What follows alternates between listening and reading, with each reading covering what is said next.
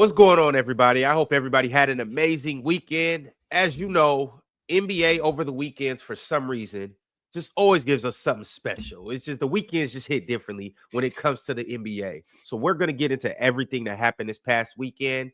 This is the panel brought to you by PrizePicks. I'm up here with my man Mars. I'm up here with my main man Chill, and we ready to give y'all a good episode. How's it going, fellas? Running good, brother. Running good. Y'all see the title of the show, and for some reason, Ox is now in the comments saying Debo's coming. Tuck your chain, and he's sending gorilla emojis. Is there any reason why you guys might think that Ox is walking around with his chest poked out this morning? I have no idea. I do. I mean, Sacramento rolling right now. I mean, they beat some good teams. I think they've won their last 7 games. Their defense has gotten a lot better. I think they've given up less than 110 in their last 5. Not their last 5 games, their last 4 games. I mean, they rolling right now. And DeMar DeRozan actually has been playing. He's been playing really well. So I'm not really surprised. I'm not really surprised that, Ox poking his chest out a little bit. I mean, I had this team winning 50 games this season, and they started off real slow. Sabonis had been playing really well, but Fox hadn't been playing well at all. And, well, actually, he'd been getting buckets, but I just didn't think this team was gelling, and they weren't playing as fast as they used to. Their defense wasn't as good. Ellis was in and out of the lineup. Keegan Murray, he looked, for all intents and purposes, he looked really not sluggish, but he looked unsure of himself. And this team looks like they're putting it together. And I think that's a lot. I think that has a lot to do with why they're rolling right now. A lot of it. Does this have anything to do with Mike Brown's exit? Could it have something to do with Devin Carter's entrance? I do think it has something to do with Mike Brown's exit, Ron. And I mean, teams have a tendency to do that. If you think about teams in the past, I don't know how much this means for the rest of the regular season, but teams have a tendency to rally around a new coach. They'll win a couple of games when a new coach comes in to start. Now, are they going to continue rolling like this? We'll see. But I do think that this has something to do with Mike Brown. When teams hear a voice for a while, that voice has a tendency to get tuned out. And I think that may be what happened with Mike Brown, because Mike Brown is somewhat of an authoritarian, and that kind of gets old when you're dealing with pros like this. And to hear a new voice, you get some new life in there. And a guy like Doug Christie, who's a lot more relatable to the players than Mike Brown is, because he played in the league. So, I mean, I think that this could be a breath of fresh air for the Sacramento Kings team. Well, for those of you who don't know, the Kings are on a 7-game winning streak. They're 7-3 in their last 10 games, which means they were fresh off a 3-game winning streak, but now they've won 7 games. Losing streak. 3-game losing streak. And now they've hit a 7-game winning streak. And they are now the 9th seed. Remember, they were buried way down there. I think they were the 13th seed for a little bit. Now they've climbed up to the 9th seed. They're just a half game behind the Minnesota Timberwolves. The Kings are 20-19. The Timberwolves are 20-18. The Clippers are 20-17. The Lakers are 20-16. So, lo and behold, now the Kings are only a game and a half out of the 5th seed. Ron, they 3 games out the 4 spot. 3. With 5 games out the 3 seed. That's where they at right now. They 5 games out the 3 seed. I tried to tell y'all. Y'all wanted me to write my team off 30 games into the season. It's a bad 30 games into the season. He came on mid-sentence. He was already talking before he came on. I love it. 30 games into the season, y'all tried to get me to write my team off. I told y'all the season just started. All right, relax. Calm down. Debo's coming. Tuck your chain. Debo's coming. And now look, we 7-game win streak. Y'all still don't want to show us no love. All right, y'all gonna see. Y'all gonna see. I'm not even gonna do too much. Don't let me derail the episode. My bad. Go ahead. Well, Ox, that's the topic of the episode. Since you're on your high horse right now, riding through Folsom and Rockland and all them other good places, let me ask you a question. Or are you in Roseville? I'm in Sacramento. Okay, well, I'll be in Roseville if you want to come out my way. But anyways, I'll be there. anyways, now that you guys are rolling, it seems like you guys are gelling. I gotta ask, what teams in the West are you particularly trying to stay away from come April? Now, I'm gonna run down the teams, and you just tell me It's yes or no. it's only one team that we don't want. I'm gonna run them down, and you tell me which ones that you wouldn't really want to see in a 7-game series. W content farming. Let's go. Let's go. Do it. Oh, see, Penn, you told us that you try to make viral clips. I don't try to make viral clips. I just talk my shit. Try to make viral clips. I just talk my shit. I'm just a viral personality. That's how I roll. Ox. Come on. No, Basically, I what say he's crazy saying shit all the time. I could dig that. All right, so a couple of these teams aren't going to be in the playoffs, but they could they're not in the playoffs right now, but they could potentially make it. But the first team we're going to start with is the San Antonio Spurs. If you see them in the play-in, are you concerned? No. The Golden State Warriors. Now, Ox, this is right up the street from you. You know y'all have history, and just recently, y'all seen them, and it didn't really go your way. Yeah, that was different though. I was good.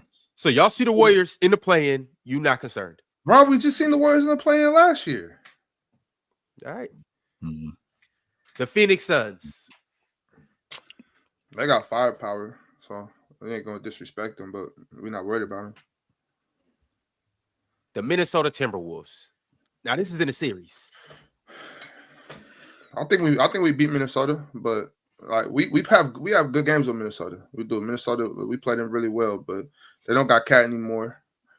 They ain't gonna have Julius Randle neither, but they ain't gonna have Julius Randle neither. Julius getting traded, so I'm gonna put that out there. So there you go, looking like somebody granny again. Mm-hmm. You talking to I think Julius Randle getting traded. So Ox, no Cat, and I think Julius Randle getting moved. So.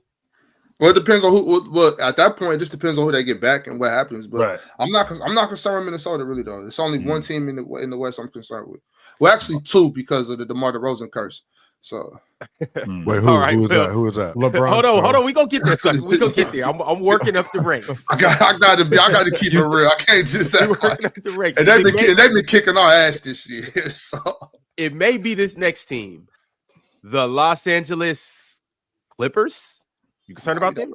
No, we're not worried about the Clips. They can't. Kawhi. James. We're not worried about the Clips. James. Norman.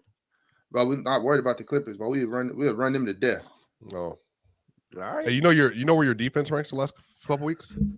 But I don't care about defensive rankings. But I just watching. I see where our defense is. But we play defense. We've been playing defense for 3 years. No, you haven't. Your defense has been top 5 like the since last 7 games or so. And Keon's been starting in 6 of them. Keon, I tried. Well, I mean, everybody's been saying like play Keon. Mars thinks that we should start Keon. I'm just like play Keon. Like that's obvious to me. When you see him play basketball, it's like, but what is this kid doing on the bench? Like, that's one of them dudes that you can't put on the bench. Sound to me like a Drew Holiday situation. I'll figure out the minutes with everybody else, but that dude need to be on the floor. Figure it out. Mm-hmm. All right, the next team I got for you. Wait, Ron, real quick. This 7-game streak has not gotten to my head. I've been told y'all. I told y'all 15, 16 games ago. Like the season just started. Y'all got to learn how to relax. Y'all just so quick with your takes. Like a team starts off slow and it's just they suck. Oh my god. Yeah, and I told you, Penn, when they fired his bald-headed ass, he got to go. Why? He had to go. You hired another bald coach. Yeah. Well, he was already on the staff. Not too much. You said you oh, my bad, Slipe. I'm just saying that's we just exchanged baldies. It wasn't because he didn't have to go because he was bald headed. I was just saying that he is bald headed and he had to go. So. Ox, what didn't you like about Mike Brown in your estimation?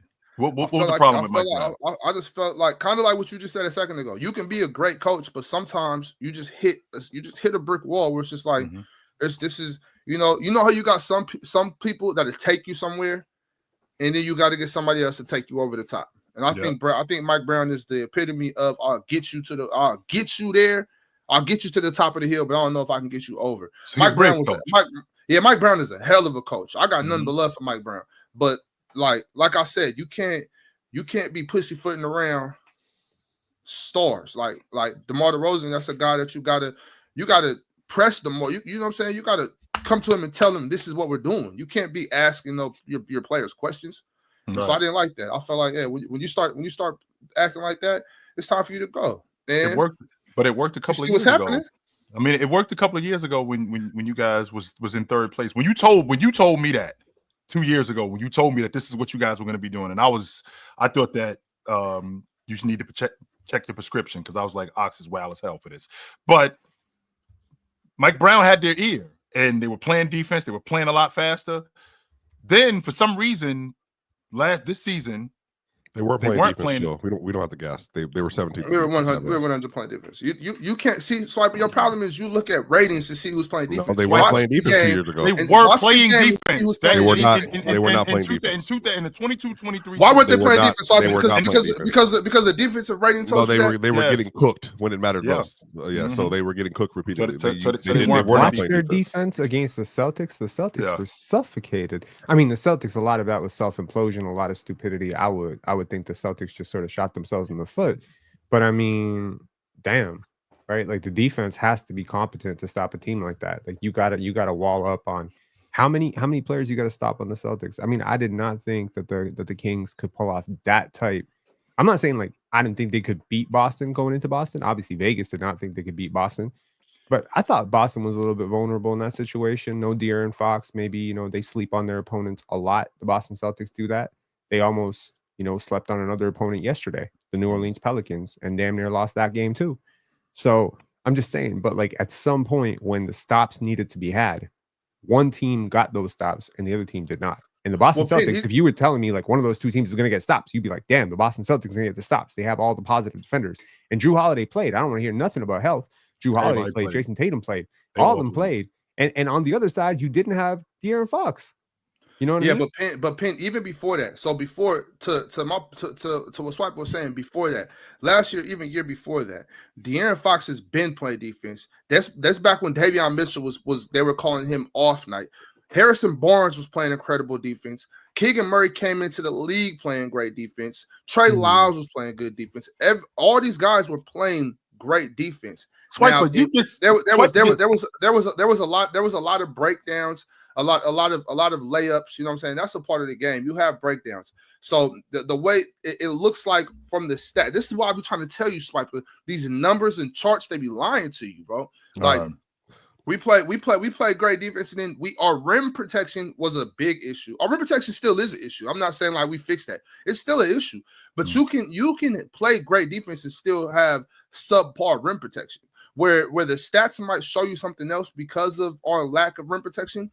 If you don't understand what you're looking at, you would think, damn, these dudes ain't playing no defense. They had the 24th ranked defense that year for a reason in 2022-23. I'm talking and Mike Brown said himself they could not defend. So I don't even know why we're doing this. That's what your coach is supposed to say. Didn't you give up 170 points in a game that year?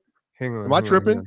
I think it was 153 and we scored 156. I think. Yeah, that happened. So I got you. Shout out. That's one game. There's 82 games. There's 82 games in the season. You had the number one offense in NBA history in the regular season, and you had a bottom 6 defense that year. That was the story of the year. They were a great offense that year. Okay, hang on. I can't get through to you dudes. No, hang on. You're not going to get through to me on. I know because you only believe in charts. I gave you credit before. First off, Ox, relax. Go sit down somewhere in your. I don't even know what jersey I am is. sitting down. Bobby Jones at a Bobby Jones jersey. I have no idea. I'm a real Sac fan, unlike you. So here's the issue. I literally. You wouldn't even be allowed to be a Sac. You look like you in a cage. We would not accept. You would not. Hold on, Pin. If I ever see you with a cowbell, I'm snatching it. A cowbell. I got a purple lightsaber in the house somewhere, bro. Just for y'all. Just for y'all. Yeah, may the force be with you. Yo, Pin, it's been something you've been trying to get off. You said you were gonna co-sign Ox. No, how do you plan on doing so? I hear what he's saying. Sometimes you could do a lot of good things on defense, but you got one liability. Maybe you got no rim protection and you're playing too much pressure. You're playing a lot of pressure, but you don't have help defenders in the gaps, right? So I hear what Ox is saying. Sometimes you watch a team and they're competing really hard and they got good on-ball defenders. De'Aaron Fox is a good on-ball defender, right? Keon Ellis is a good on-ball defender and a really good defender overall, good team system defender. They've had some defenders down there, right? They've had a couple of centers like Alex Len who do provide a little bit of rim protection. Then they have Keegan Murray, who I think is a good all-around defender. So if you just watch them, yeah, there's some really good defense being played. But there's Domantas Sabonis in the middle. You can attack them all day. And if anybody knows about a lack of rim protection, it should be you, Swiper, because you have. Are you talking about this year? I'm talking about all years that you're talking about Sacramento. You're talking about the last 3 years. Than he was 2 years ago. I don't know why we're doing an ISO. There's no ISO. I think Domantas is playing better defense this year than he has 2 years ago. Well, I think the personnel around him is different now, and the scheme is different. I think he's a very strong interior force in terms of like defending one-on-one in the post. I am talking about in general what Ox was saying about your numbers, not necessarily telling the full story about what you're actually watching. Because when you actually watch the games, you could see a lot of compete, point of attack. You can see a lot of help, but then at the end, it's like you just can't stop anyone at the rim. Or as I was saying, you don't have enough help in the gaps, so you're getting cooked one-on-one. But it doesn't mean that all your defenders are bad or that your defense is all bad. It's just defense works on a string. Everything works on a string. So at some point, maybe the scheme is wrong. At some point, maybe the scheme is wrong, right? And I mean that comes down to coaching too, right? You could have a scheme where you're trying to pick up full court, but you don't have rim protection. You're gonna die. You're gonna give up like a bottom 5 defensive rating if you play like that. It doesn't mean all your defenders are bad. So I hear what Ox is saying, but I also hear what you're saying, which is at the end of the day, a defense can only be ranked or judged based on how well you stop the other team from scoring. Right? It doesn't matter if you do everything right and at the end you die. Like, you know what I mean? Like, it's like if you have a team that just does not communicate well on switches, or if you have a big who consistently has to drop, but he's great in drop, but you get cooked in drop, I mean, your defensive rating is going to tank. So I think you need both. I think you need eye test and the numbers. I think you need both. Well, I just want to say this, that I know what I'm talking about because I remember this year very specifically. And they had one of the best offenses in the clutch that year. They had the best offense in the regular season that year throughout the season. They were horrible in the regular season defensively, not just at the rim. They couldn't guard the three-point line. And then in the clutch, they were also abysmal. They were just really good in the clutch that year because De'Aaron Fox was going wild in the clutch. Let me ask you a question. I'm not even done. So I think that their offense was elite. And that's what made them great, including in the clutch. But the thing they could not do all that whole year was play defense. And that also included in the NBA playoffs that year. So I don't want to like rewrite history. Like they just simply just were not a good person. Great. So the Kings offense was great. Is great offense. This is the wonderful analysis you're giving me right now. This amazing offense was good. No, it's not a wonderful analysis. I'm retelling the story from 2 years ago. Defense. We're talking about defense here. Okay. Yes. So are you saying that rim protection has nothing to do with how you guard the 3-point line? Never said any of that. Okay. So that's what I'm saying. If you have a lack of interior presence defensively, would that affect how you guard the 3-point line? So 100% will. Yes, it will. I can't close out like I would if I had. 100%. But the Nuggets don't have. I can't close out like I normally would. Traditionally been an elite 3-point shooting defending team besides this year, so you can do it. Obviously, like there's ways for you to do it. Yes, it comes down to scheme. It comes down to how you choose to cover that. But what I'm saying is, if you have one area on the court where you don't guard well, whether that be you don't have a lot of length on the perimeter, then that's gonna impact how you gap the passing lanes. If you don't have a lot of lateral quickness among your guards, that's gonna impact how you contain the basketball. If you don't have interior presence, that's gonna impact not only how you protect at the rim, but it's gonna impact how your guards how close your guards can guard. You know what I mean? So you have to understand basketball a lot better than you actually understand basketball to talk about this. I think on top of that, Wiper's talking about the defense. They went up against the world champion Golden State Warriors. That was the one offense. Series. What I'm not going to do is let anybody up here try to rewrite how awful that defense was. They were I'm not going to curse. They were an S-word 3-point defending team. They were an S-word rim defending team. They couldn't guard in ISO. They couldn't guard in pick and roll. So there's nothing to talk about. They are a functionally better defense than they are now. Okay. No, yes. The numbers, the film, the evidence, the game, all of it. I'm not rewriting anything. I mean, you weren't on the panel at this time. And these are things that I was saying at the time that we're actually really good. We're actually playing good defense, and it just does the charts, the numbers don't show that because of like you said, to your point, our lack of rim protection. It was subpar. But when we played a lot of big time defense, like in spurts, and we had a lot of guys on the team that were capable of playing great defense. Like I said, Harrison Barnes was playing very good defense. Keegan Murray's playing very good defense. De'Aaron Fox is playing very good defense. Davion Mitchell, you are like, that goes without saying. Once again, like I said, our rim protection was subpar, and when you have something like that, those type of breakdowns, the numbers. It explodes the numbers because of our rim protection. So the numbers will show you that our defense is 24th or 25th or whatever it was. I don't know. I never look at that stuff. I couldn't tell you whose defensive rating is top 5 right now. I don't ever look at that shit. It doesn't matter to me. Well, Big Ox, I would like to step in because I want to talk about the Kings right now. And I look at the numbers from time to time. So let me give you some numbers, and then you tell me how the Kings defense is now and their offense too. As of right now, you guys were 13-18 under Coach Mike Brown. Now you're 7-1 with Coach Doug Christie. And your offensive rating is 8th in the NBA, and your defense is 14th in the NBA. Compared to what it was previous to Mike Brown. No, this this is on the season. Okay. That's what's up. Which is kind of interesting because I just heard, if I'm not mistaken, you say over the last 5 games they've been a top 5 defense. Over the last 7 games. Over the last 7 games they've been a top 5 defense. So under Doug Christie, their defense has improved signitigantly. Under Doug Christie. Ellis. Doug was a good defender. First of all, he was good defender. Good defender. First of all, I want to say this because I finally got to tap into one of the best shows on YouTube yesterday. I finally got to tap into one of the best shows on YouTube yesterday and I caught Mars Talking Sports. And I'm talking about that show was amazing. Y'all make sure y'all tap into that. They talking ball over there. I didn't hear not one mention of Doug Christie, Mars. There's a lot of names you didn't hit. A lot of names you didn't hit. Well, we could have done a top 35. There was a lot of names we could have got to. Doug Christie was honorable mention. Right. We never said his name. No, he was a great defender for sure. Yeah, to your point, Penn, Doug Christie was a hell of a defender. And so it only makes sense that he's playing his defenders. The young fella, Carter, he's a really good defender. Keon Ellis, I mean, I don't know how much more we could talk about how good a defender he is. So and you know, we haven't talked about De'Aaron yet either.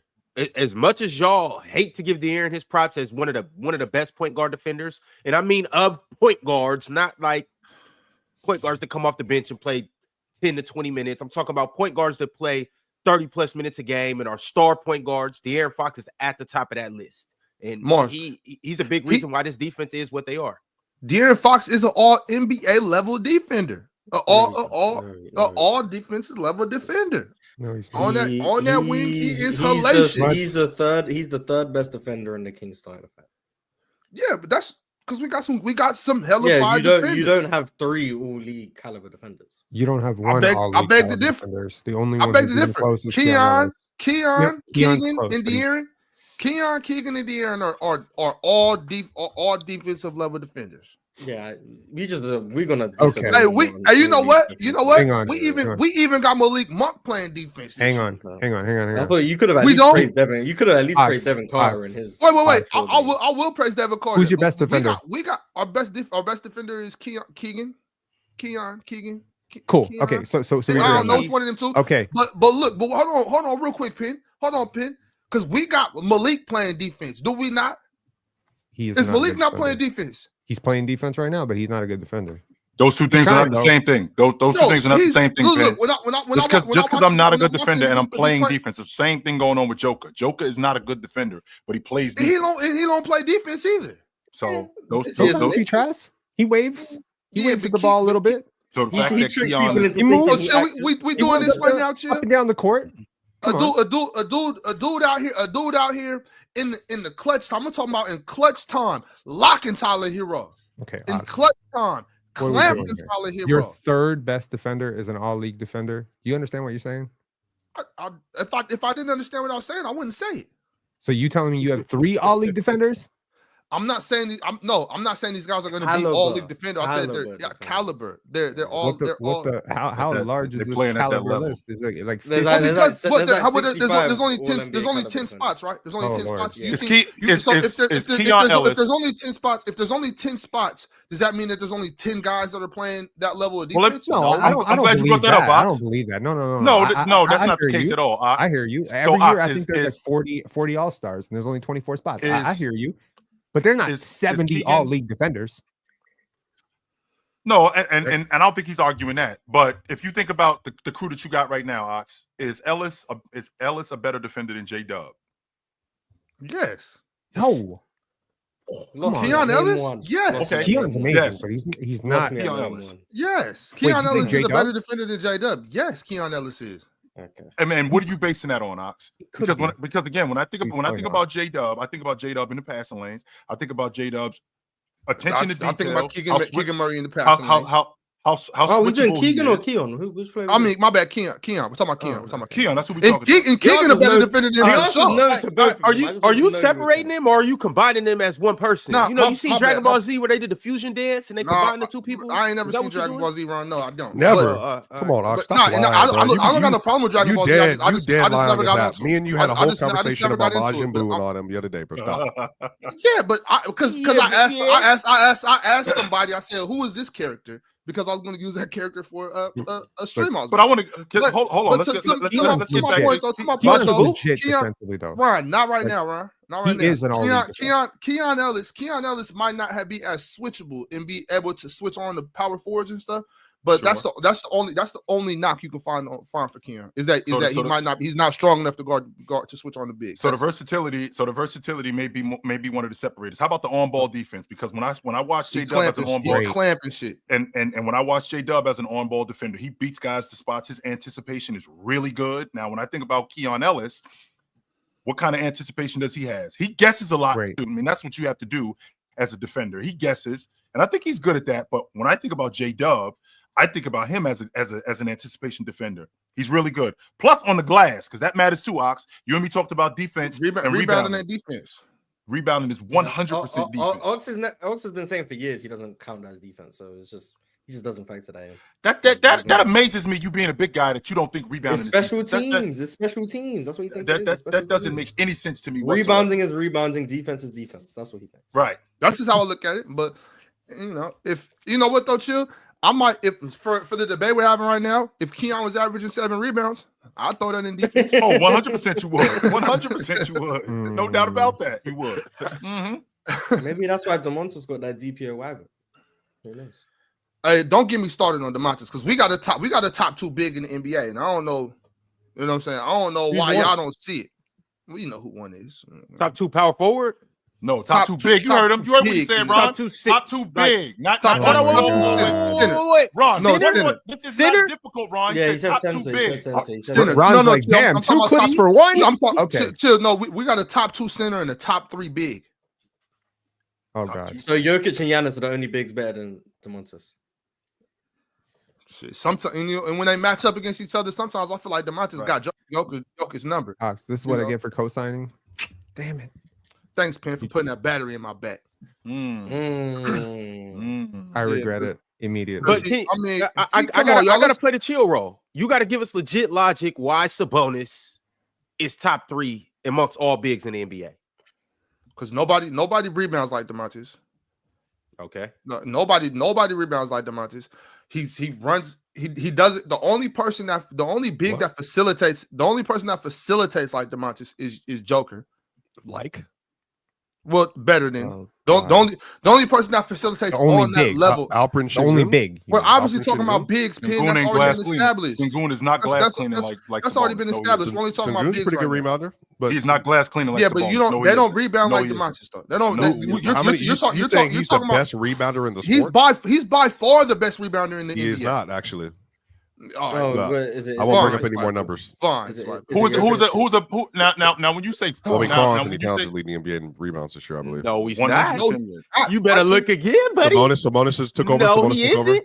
Sabonis is leading the NBA.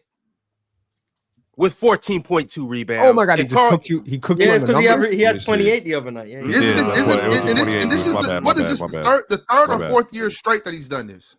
Which one? 14? No, No, led the league in rebounds. This is the third or fourth year. It would be the third. It would be the third. It would be the third, yeah. Okay, so is it crazy to say Sabonis is the best rebounder in the NBA? I think it's not crazy. It's a fact. No, it's a fact. It's not. That's not even something that we should really have to argue. Like there's that's plenty of obvious. arguments about it. Actually. Okay, so when he's what's his glasses on the defensive glass relentlessly, and the thing about it is it's relentless. There is no plays where he takes off. He's always in there. He's always fighting. He's always hitting. He's always getting hit. He doesn't just accept. You know what? I don't even understand how. Ox, we have to have this conversation. Ox, this is what this is about. We have to have this.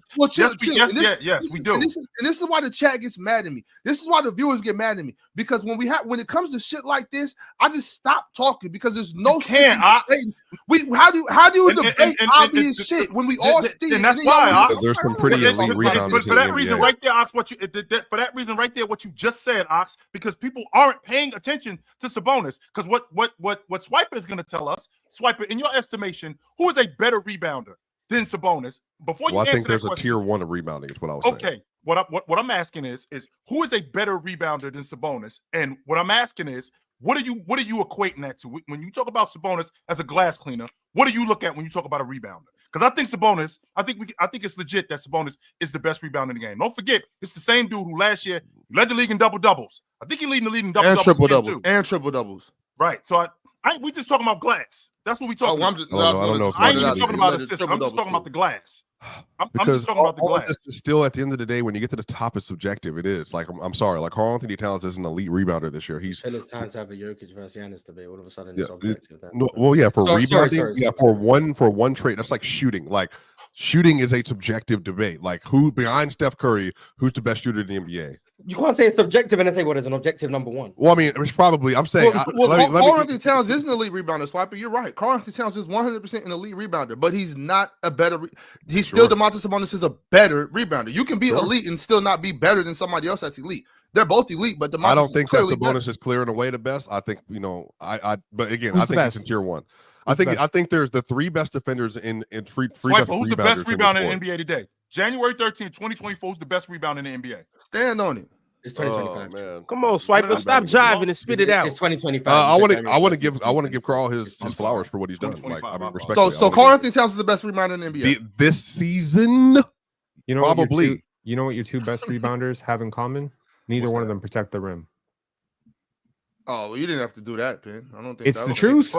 How are those two things not linked? Okay, yeah, but Pin, what does that have those to do with rebound? How are those linked? He's saying if you aren't trying to block shots, you're in better rebounding position. No, because wait, because this is another thing. Just because Domantas Sabonis isn't an elite rim protector like Rudy Gobert, Domantas Sabonis still plays defense at the rim. He still beats you to the rim. He's vertical. He's up there. He just might, I don't know what it is. Maybe he just doesn't jump high enough or something. I don't know. But he is still there. You can consistently see Domantas Sabonis at the rim playing defense unless he just gets beat. He's there. You know what I'm saying? So it's not like he's just watching people lay the ball up so he can get the rebound. That is not going on at all. That's not going on. Wait, Pin, is that what you're insinuating? Are you insinuating that that Domantas Sabonis just lets people go to the rim so that he can get the rebound? Is that what you're insinuating? No, he's been much better this year, much better. In years but past, last year he was doing that. No, he was not doing that last year. He was not. He doesn't just give up on plays so that he can get a rebound. Is that what you're saying, Pin? No, so that's not what I'm saying. All right. So if I say Andre Drummond's the best rebounder in the league, I'm wrong. Yes, I don't think so. I mean, it's just a per minute. It's like it's a per minute thing. Like Drummond. That's another guy who doesn't protect the rim. That's what I'm trying to tell you. If you're not elite, if you want guys to protect the rim, I would say Anthony Davis and Walker Kessler protect the rim. Yeah, I got Walker Kessler. If we gonna do the per minute, per 100, I mean Walker Kessler kind of clears, but Walker Kessler's a great rebounder too. Like, but he's a good shot blocker. I feel like if someone says Sabonis is the best rebounder in the league, I don't know why we're how many great rim protectors are not good rebounders that we criticize all the time? Jaren Jackson's a good rim protector, but he's not a good rebounder. Miles Turner's a good rim protector. Evan Mobley's an okay rebounder. Evan Mobley is an okay rebounder, but he's not a dominant rebounder. He's not putting up 20 per 100. the reason why this, I mean, I feel what you're saying, but the reason why this is kind of an invalid point, and it's not invalid, but the reason why, especially in today's NBA, why I don't think too highly of it, is a lot of these cats aren't attacking the Swiper. He got that camera. Hey, who's his that camera kid? got, his camera got technology, man. Yeah, but who's that lucky kid that's with Magic and Jordan? Lucky kid? Yeah, with Magic and Jordan behind you. What lucky kid are you talking about, bro? Just saying, that's a fortunate kid. He got in a picture with Magic and Jordan. Salute to him. But like I was saying, though, kid, everything. What kid? The kid over Swiper's right shoulder. Well, his left shoulder, but some things are legal where in the he Sports is, but Illustrated not legal in other places. That's Jokic's daughter. That's Jokic and Jamal Murray, not Magic. That's Jordan. Magic and Jordan. Yeah. Let some people tell it. That's Magic and Jordan. That's Jokic's daughter. We just went away from the conversation to talk the conversation's about. not going nowhere. It's not just some random kid that they photoshopped. Man, you killed the vibe of the conversation. Man. They didn't just photobomb some random kid on Sports Illustrated's cover, bro. That's his daughter. You killed the whole vibe. Shout out to Jokic's daughter, and shout out to Jordan in that picture too. But like I was saying, though, Swiper or Pin, a lot of the shots aren't going to the rim anyways for them to contest. Like, it's not like somebody just drives every possession and Jaren Jackson has to contest the rim every single possession. It's a lot of threes on the defensive end. Also, you have offensive rebounds too. For Jaren Jackson not to average over, what does he average? 6 rebounds, 5 rebounds? For him to average 5 rebounds is just terrible. Flat out terrible. Like I'm not gonna give him an out. Ron, I have a question. Do you think saying the best defender in the NBA is a player? Do you think that's a purely subjective thing? Saying this player is the best defender in the league? I mean, yeah, it depends on what you value, especially defense. Like when it is subjective, yes, it's a subjective thing. But sometimes it's just you have the objective fact. Which is what are we saying? When Bill Russell is objective in the league, I'm not listening to someone like, oh, it's subjective. He was the best defender in the league. Sure, but do you think rebounding is a objective at this point? Dennis Rodman running around, it wasn't subjective back then. It was Dennis Rodman is the best rebounder in the league. Right. So I think sometimes I'm agreeing with you, Mark. I'm more so trying to nail you down. Are you saying in this era currently, would you say that there's an objective best rebounder? No. Yes. Okay, that's cool. Yes, I just wanted to get clarification. I wouldn't say by definition of objective, none of this is ever going to be objective technically. But like we can get as close to objective as possible. But today, I don't think there's an objective best rebounder in the league today. I don't. Is there an objective best shooter? I think Sabonis has a really, really, really, really compelling case, and would probably be number one for most people based on different criteria. But I don't think it's objectively. He's the best. But we know Mars, he should be, but because of the name on the front of his jersey, he won't ever be considered. Not why. Well, because he's in a Kings jersey? Yeah, you know, the NBA and everybody around America, they hate Sacramento, they hate the Kings, and that's just what it is. Sacramento a wonderful city? People hate wonderful things all the time. Gilbert Arenas doesn't think so. Neither does Rashad. Yo, that was fire. That was cool, but I got a lot of thoughts on that. I'm not even gonna get into. But Chilltown, good for you, man. You kept it real with Rashad McCants. What happened? What did I miss? We'll get into that later. Let's finish. Wait, I want to stay on this. I want to stay on this Sabonis thing. I'm sorry, Penn, because the reason why this is important, Ox, is because of exactly what you just said about people hating Sabonis, people hating Sacramento. Because they hate them, they don't pay attention as much to your crew as they should. You and I had this conversation a week ago when I watched y'all play against the Miami Heat. The fact that Bam is fighting with Sabonis. These dudes look at Sabonis in the league. None of them dudes want nothing to do with him down there in that paint. They don't. Having to deal with that guy on a regular Swiper, I just saw one of the best rebounding teams in the NBA, the world champion Boston Celtics, give up almost 30 rebounds to one guy. Having to deal with that one guy all night long. It's interesting that they're soft in the middle. They were soft in the middle last year when they won the NBA championship. They got the same crew. I don't think they're all that physical. And on top of I don't think Boston's a physical team. I don't know. But the difference with them, let's just say for the sake of argument, which I don't think is true. Let's just say for the sake of argument, they're not physical. But you know who is? A bunch of other teams are physical. And Sabonis dominates those guys. Sabonis is routinely really pulling good. down 17, and one of the main reasons why he's one of the best. Wait, didn't I make the rebounders argument that is Sabonis was the top 12 regular season player last year? And people laughed at me. I ain't even talking about playing. I'm talking about glass cleaning particularly. I'm not talking about anything else but getting on the glass. And I'm talking about a guy who pushes around, who makes space, who's as physical as he is, who runs the floor, not just runs the floor, who makes space when he runs the floor. That's very important when you rebound. He's got one as a big guy at 6'10". He's got one of the best footworks that I've seen from a big man, because that matters. And Ox, I've said this to you countless times. I can teach you how to slip blockouts. I can teach you how to block out. I can teach you footwork. At the end of the day, stick your nose in there and go get the basketball. That's what Sabonis does. Not a lot of guys do that. Not a lot of guys do that on regular. Yo, we're talking about. Look, just listen to the numbers: 15, 28, 18. 13, 10, 21, 16, 12, 21, 19, 12, 14, 20, 12, 16, 13, 7. Don't forget about that 7. Nice. We can count. You thought I was gonna skip that run? I got integrity. 13, 14, 12, 10, 18. 15. Tell me when you're tired. Tell me when you're tired of hearing this. Like, I'm tired. This is consistent. He's punishing you down there. It's tenacity. It's over. It's competitive. He's not ducking anything. There's no level of physicality that'll make him leave the paint. It's a jungle down there, and we got an albino gorilla. Okay. Domantas Sabonis is a great rebounder. 18.1 rebounds per 100 possessions over the last 3 years. Hang on, though. There's a player that we haven't brought up that has been a starter for most of that period who averages 19.1. Y'all know who it is? We haven't brought him up yet. We haven't brought him up. Von Looney? No. We have not brought him up. He's most of the last 3 years been a starter. Jonas Valanciunas. What, Poodle? Yes, sir. Yeah. Yes, sir.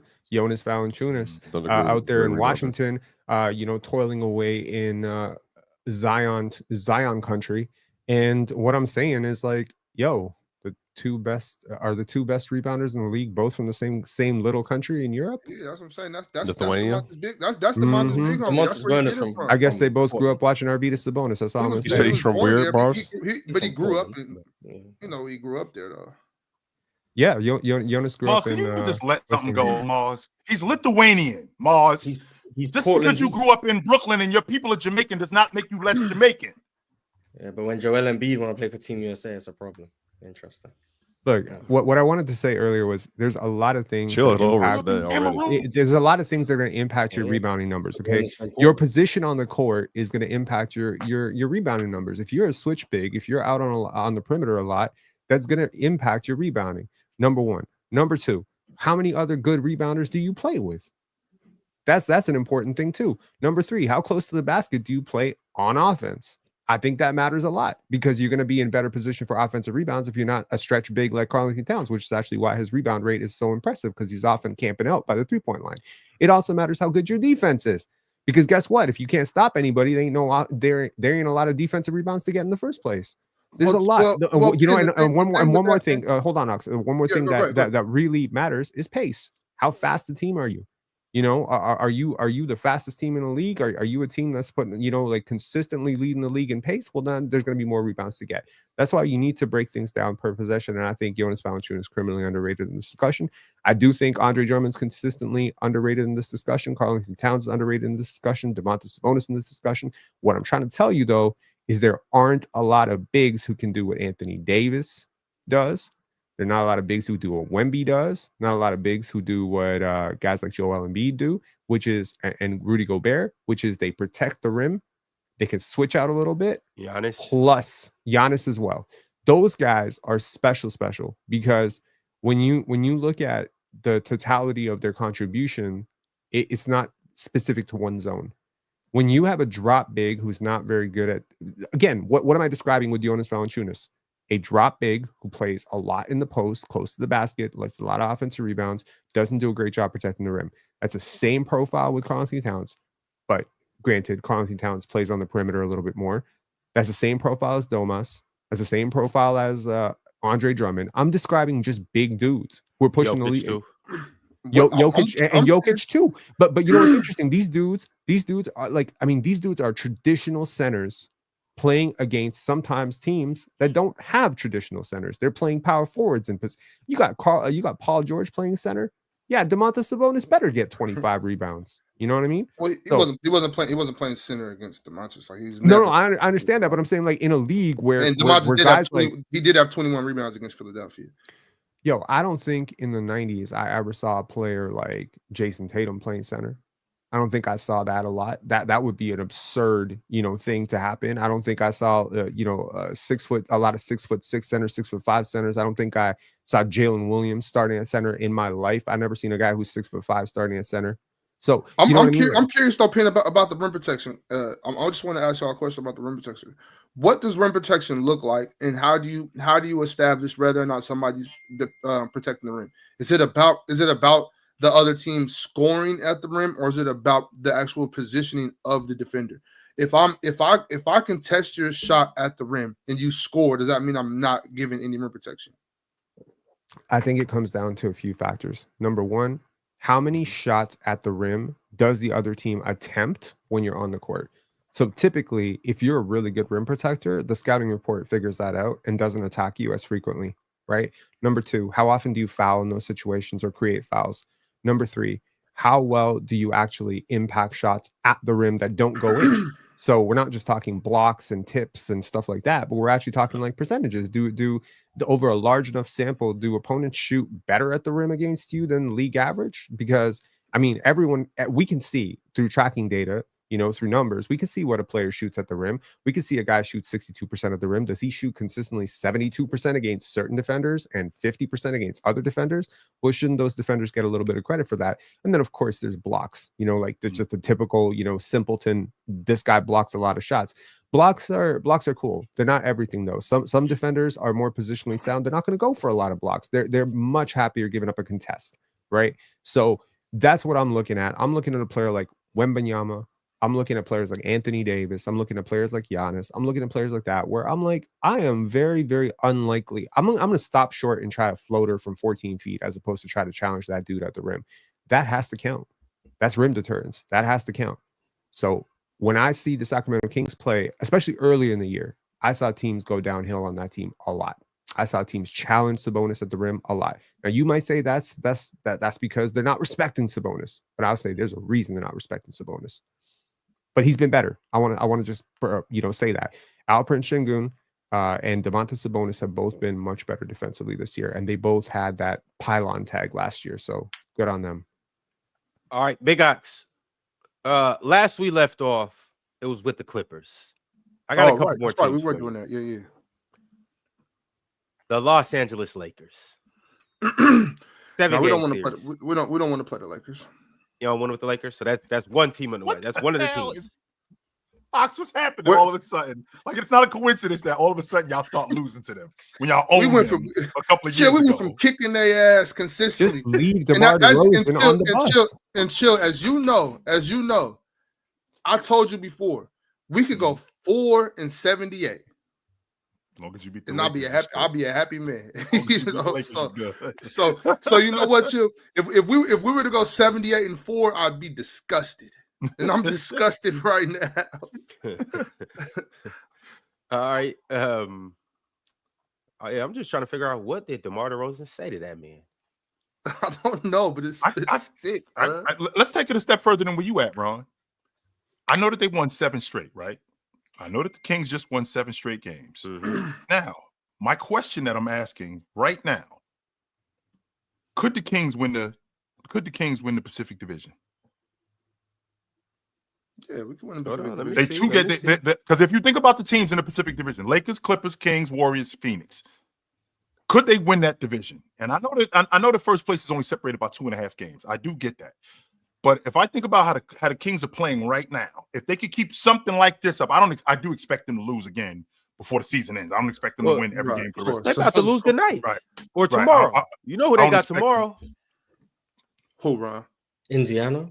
What you like to do? Hey, Giannis coming.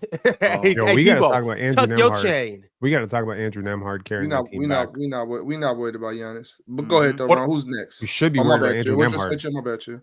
I'm just looking at your crew and the fact that they're starting to put it together. They're playing better defense than they did earlier. The offense is a lot better. If you could keep this going, I mean, could they win the Pacific Division and end up with a? Because I had this team winning 50 games before the season started. Could they end up winning the Pacific Division? This is what the division looking like right now. Right. Yes. Look how close that is. Of course we can win. The Lakers are the problem, though. That's the biggest problem. Is the Lakers. Considering everybody else, the Lakers are the problem, and it's not a coincidence that the DeMar DeRozan. I think it might be the Clippers, chill. I think the Kings can handle them. I do. I think that the Kings can handle them. But it's not just like it's not winning a division isn't about they can go the Kings can beat the Clippers 4 times throughout the year and still lose because the Clippers have to play the other teams in the NBA. That's my concern. Kawhi's back now. They've been rolling without him. They got a great defense. Ironically, we ain't worried about Kawhi. Kawhi who? Is that nuts? Is that nuts? Oh my god! Ox was about to suplex me when I talk about Kawhi. Now it's Kawhi who, right? This is 7-game win streak, Ox. Yep. You should talk to Ox when they're on a 4-game losing streak. Completely Kawhi, great. Kawhi, we about to get Cooper Flag. Oh, we suck. I've never said that. I've never said that. Send De'Aaron Fox to the Charlotte Hornets. Look, that De'Aaron Fox stuff wasn't like I didn't say he wasn't a good basketball player. I said if he don't want to be here, then get the hell on. That's all I said. What's wrong? What's wrong with that?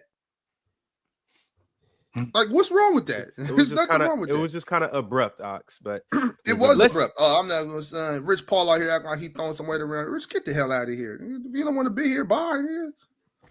All right. The next team I got for you is the Dallas Mavericks. Nah, we spanking Dallas. Okay.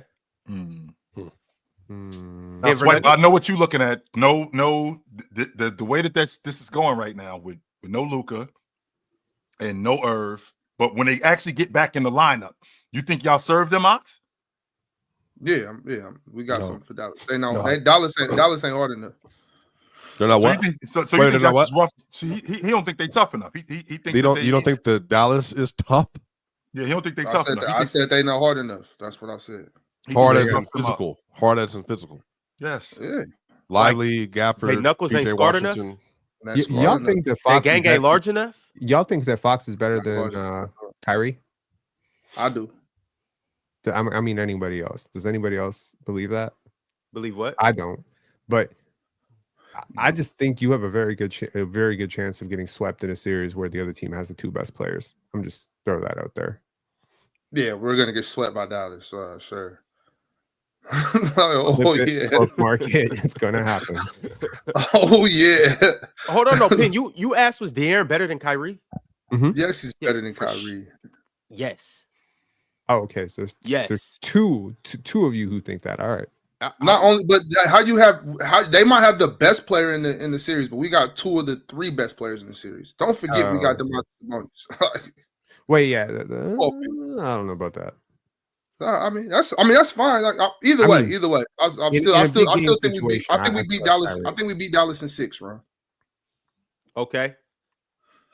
The next without team. home court. I don't know about the home court. I don't care. Is it 2 basketball hoops in some hardwood? Hell yes. But if you beating them in 6, that means you beating them how many times on the road? I don't know. I don't care. I'm like we beat them in 6. You only got to beat them one time. You'd only have to beat them one time. You got to go in their building and win. So let's say that the series started where it was at your building. You were home. You won the first 2 games. I mean, they were home. They won the first 2 games. You went back home. You won the next 2 games. You went into their building in game 5 and beat them. And then you go back home and end the series. All right. The next team I got for you, Big Ox, is the Denver Nuggets. Well, they have the best player in the series once again, but he just don't. Domantas got his number though, and Jamal ain't woke up yet. But I expect Jamal to be playing good basketball in the playoffs. Oh, you got Keon Ellis for Leicester, right? And we've also seen teams with the best. We've also seen series with the best player in the series lose. We've seen that. Yeah, and you'll see it again if we match up with the Nuggets. And what are you basing y'all beating them on, Ox? Because I like the matchup on the glass with the only thing they got. I do like that. Like Aaron Gordon is an animal though. He is 100%. And I'm trying to find how we can contain that. I'm having trouble finding that, Chill. So Aaron Gordon might be the separator because I think you can slow down. I think so. Let me take a step back here. If it's up to the Trey Lyles minutes. It's up to the Trey Lyles minutes. We need Doug Christie. We need Doug Christie to play heavy Trey Lyles minutes against the Nuggets. Because your problem is going to be MPJ slowing him down. I think Keegan got that. Keegan got that. We ain't worried about that. Keegan. Would you prefer Peyton Watson over Keegan Murray as a defender? Yes. So would I. Yeah. But so I think Keegan's a really good defender. What does that mean? Because y'all prefer him over Keegan. What the hell? No, I think Keegan's a good defender. I don't. It's not this or that. Peyton Watson's what that mean? Peyton Watson's a special defender. Yo, I got to get through the rest of this list because we got to move on to the next segment. But I do want to finish that. I got the Nuggets in 7. Okay, so those are the only 2 teams you don't want to win is the Nuggets and the Lakers.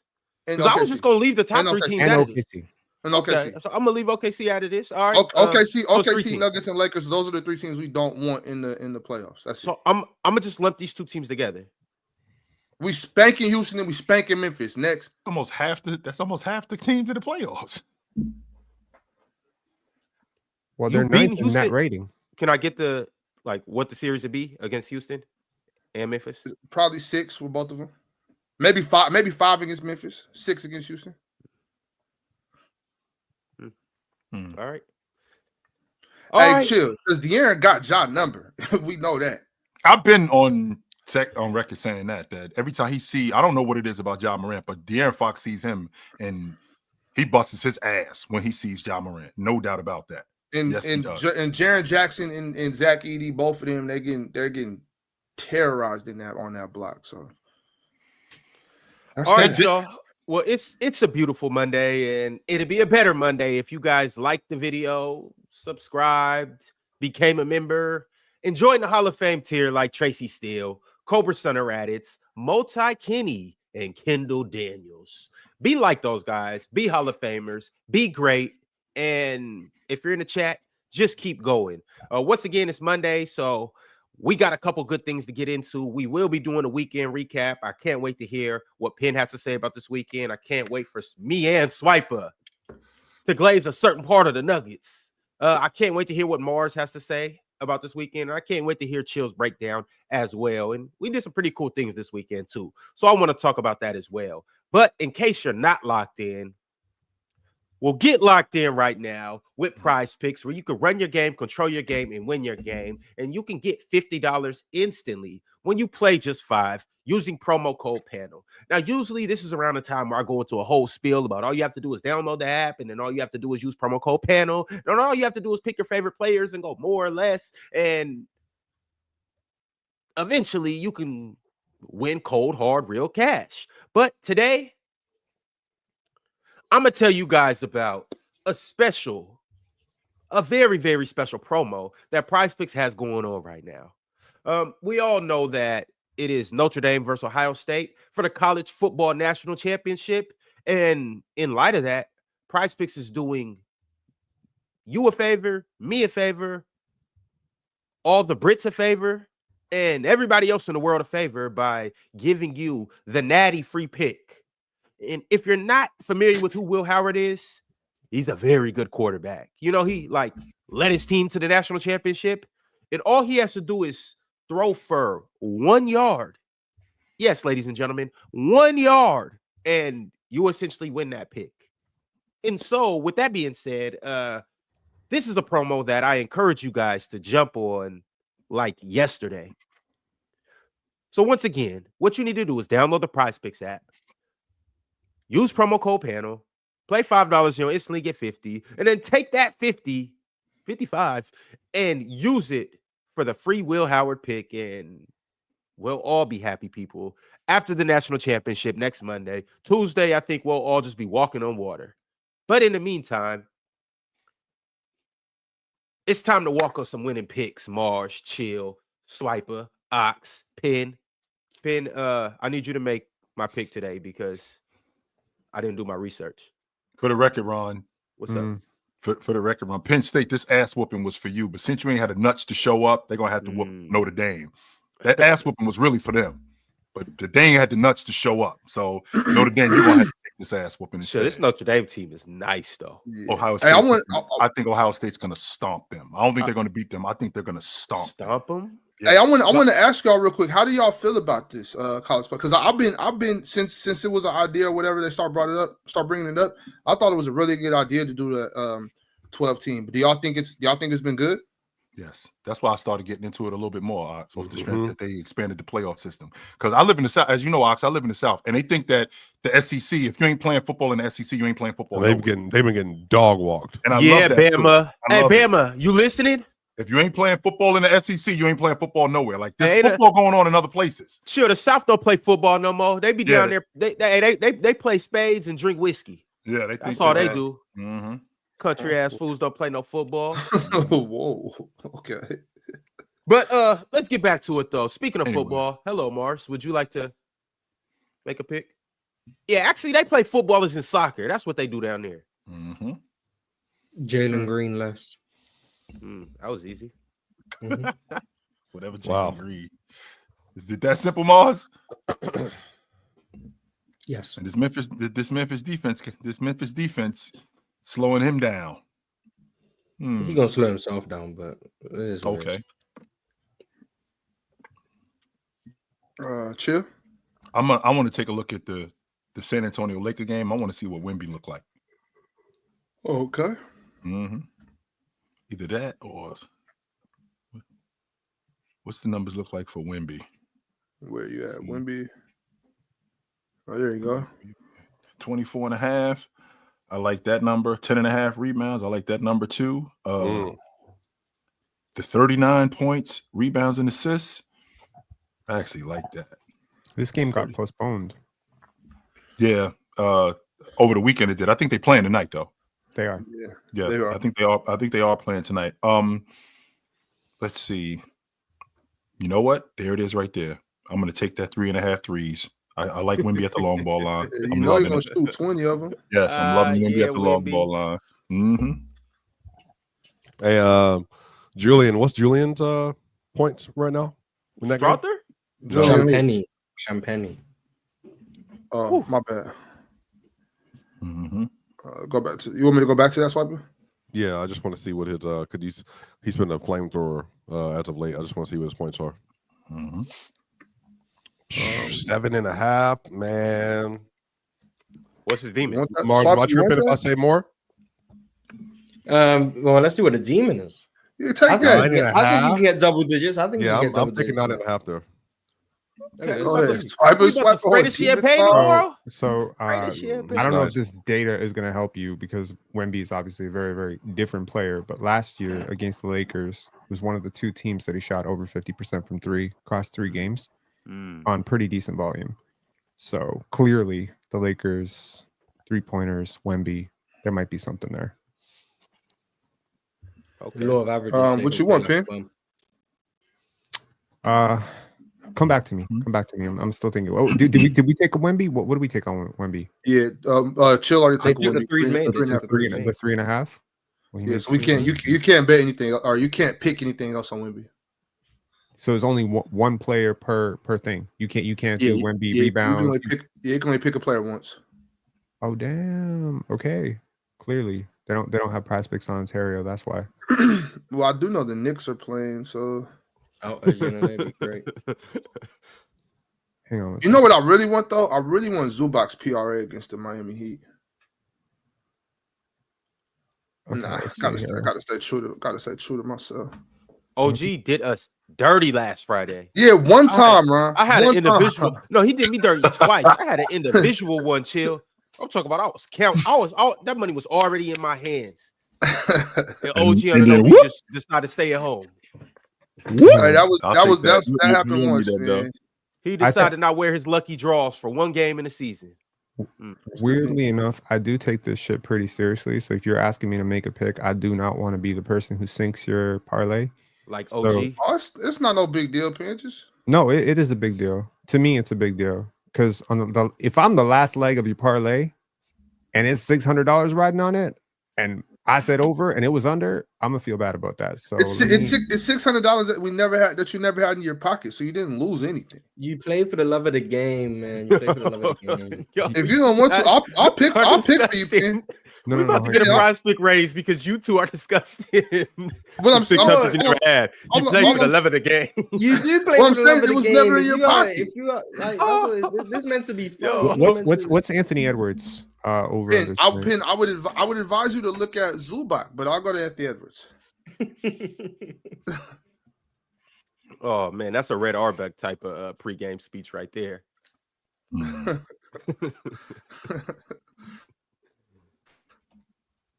One second, my computer's lagging. Okay. I saw 38.5 and I panicked. Okay, so it's going to be between Anthony Edwards and Cade.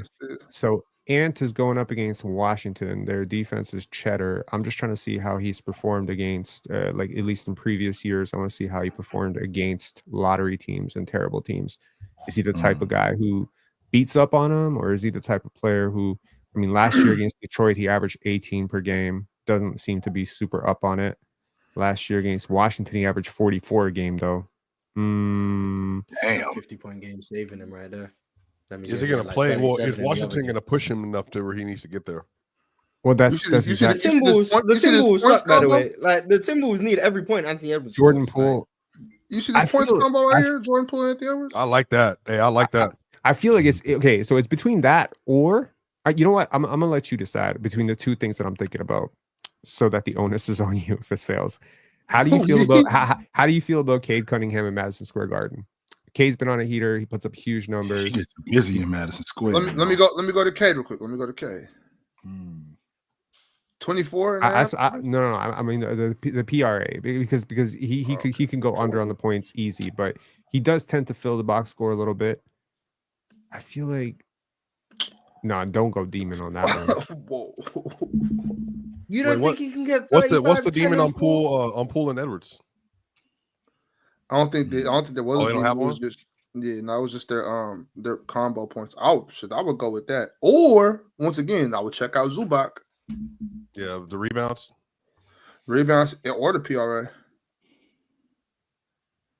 Okay, let's go with Cade. Hey, Pin. I spent the entire weekend hating on Cade, so let's give him some love here. Why?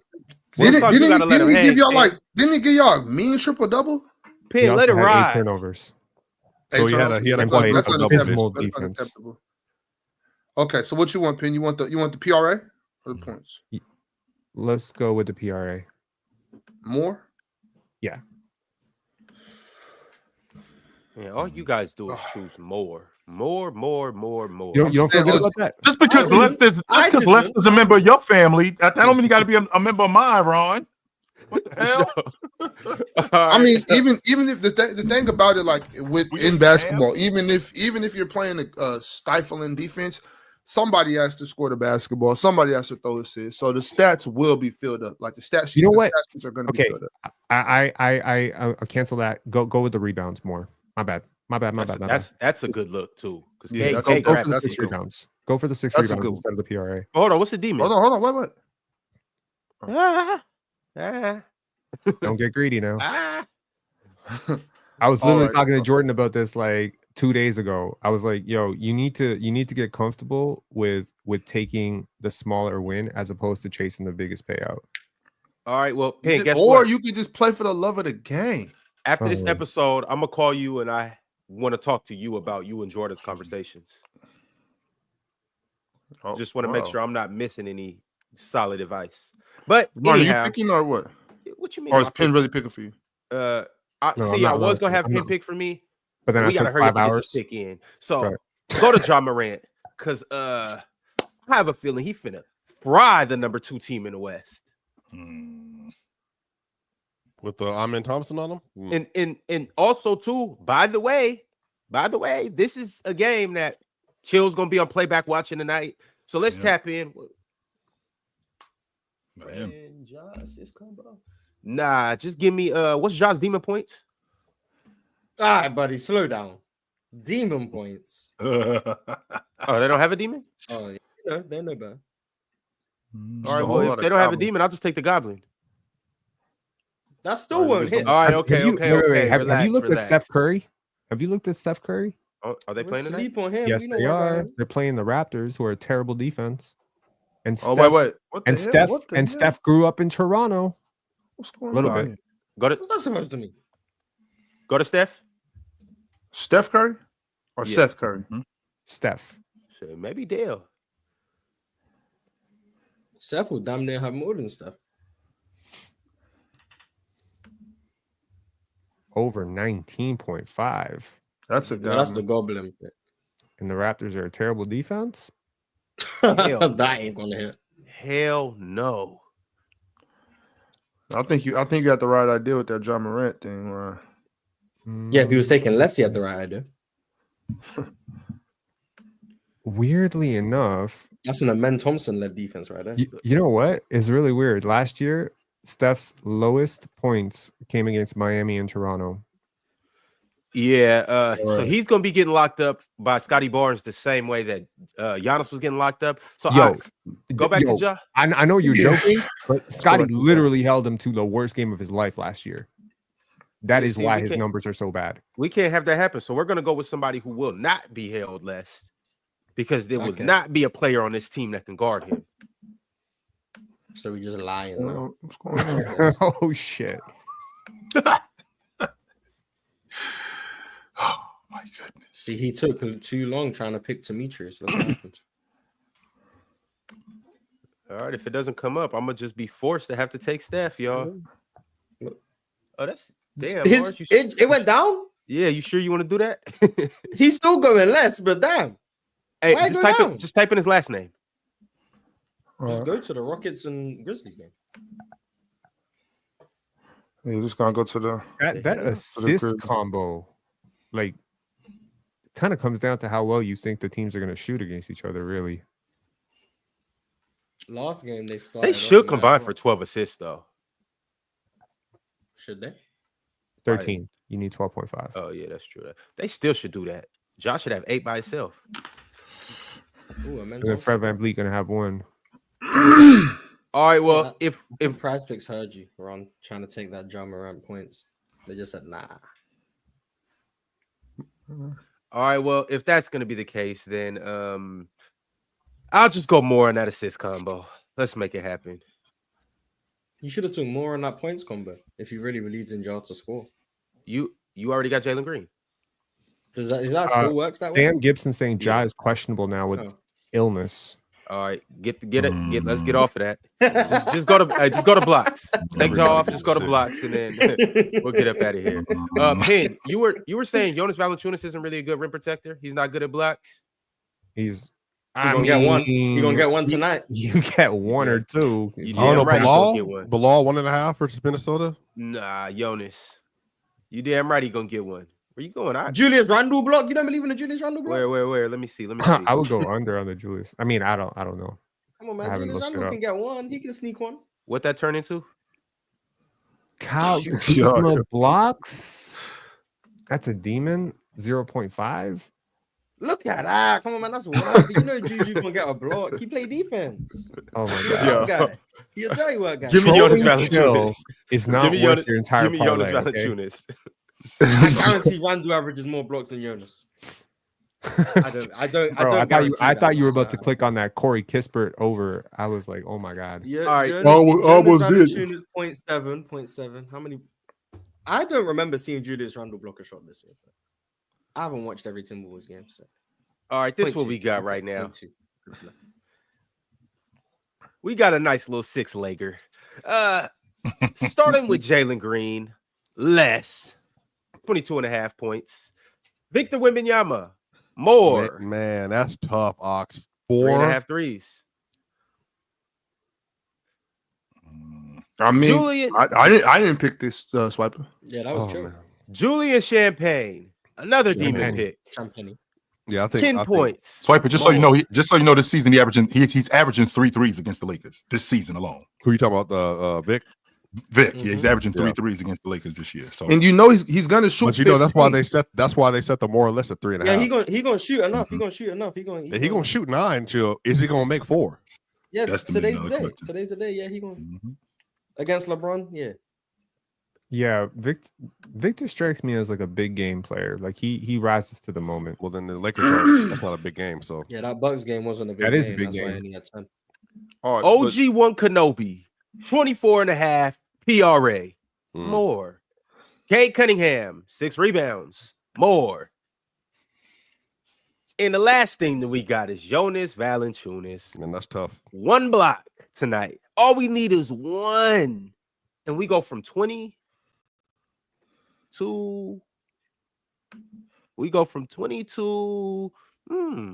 12 20. If you took I like Julius Randle instead, that would have been 2,700. But that's besides the point. we'll be all right. We'll be all right. Yeah, Scroll right. down and Yeah, send that man. through, Ox. Scare money Go ahead don't and make it no happen. money. All right, fellas. Obviously it's Monday, so obviously y'all know what we about to get into. What are we about to get into, Ron? What's going on? What's going on The Monday? top Oh, 5 all right. comments of the week, baby. All right.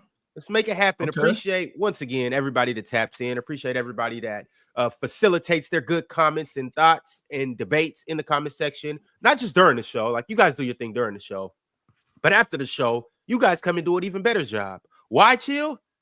Because after the show, it don't be goofies in the comments like Scambo and like Luncho and those other characters, you know. L Brax, by the way, too, and Alan L. One thing, Ox, did you already send it through? Yeah, hell yeah, of course. Okay. I just want to let y'all know that Jonas Valanciunas has 19 games this year with 0 blocks. 0, as in Okay, none. how many but games does he have with 2 blocks? He's played like Huh? more than 19 games, which means he's had. How many games does he have with 2 blocks? 5. All right, it might be 6. Okay. Okay, that means he has like 15 with 1 block. Well, I mean that's He has the a reason why they game give with it up. 5 Yes, he has 1 game with 5. against the And he has a Nuggets. whole bunch of games with 1, and then 19, which is more than almost 60% He of his games. he only needs 1. He only needs 1, right? Just give me. I'm one just here. saying, he don't block a lot of shots. Now, Rudy Gobert trash enough. He'll give him a block. Rudy Gobert trash enough. We go on. All right, y'all. Well, let's get into these comments. Shout out my dog Otis in the comment section too. Let's make it happen. The first comment of the day. Hold on, bear with me. Give me a sec. All right, here we go. The first comment of the day is courtesy of a man named Fab Rice 95. Fab Rice said 20,000 plus views on a 3-hour show, but PC can't have at least 2,000 plus likes on average. This ratio ain't ratioing. Chat, stop moving like Jalen Green, LaMelo Ball, or Russ when KD, Giannis, or Joker exist. Why Jalen Green, LaMelo, and Russ get slandered? Yeah. What? In English, get on your job. That was random. LaMelo sucked last night. I mean, he could have just left Russ out of this.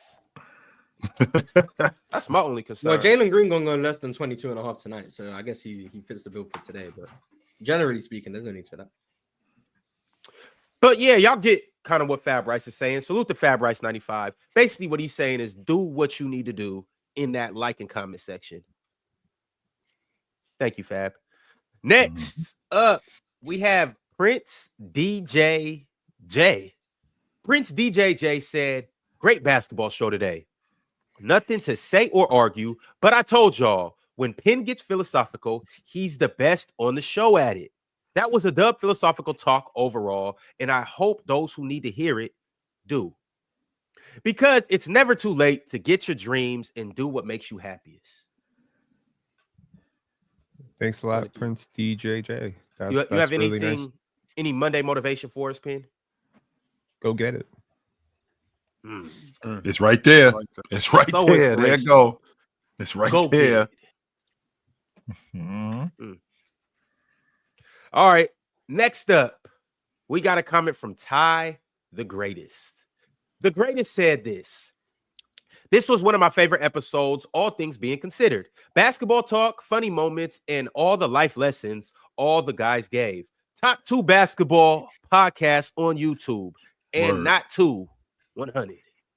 That's what's up. Top 2 and not 2. That's heat. Mm-hmm. Top 26 for sure. Next up, we have a comment of the week from Summer Ah 99. Summer Ah had this to say. LeBron has 929, 25, 5 rebounds, 5 assists games. MJ has 378. LeBron has 704 games, 25, 5 and 5. MJ has 319.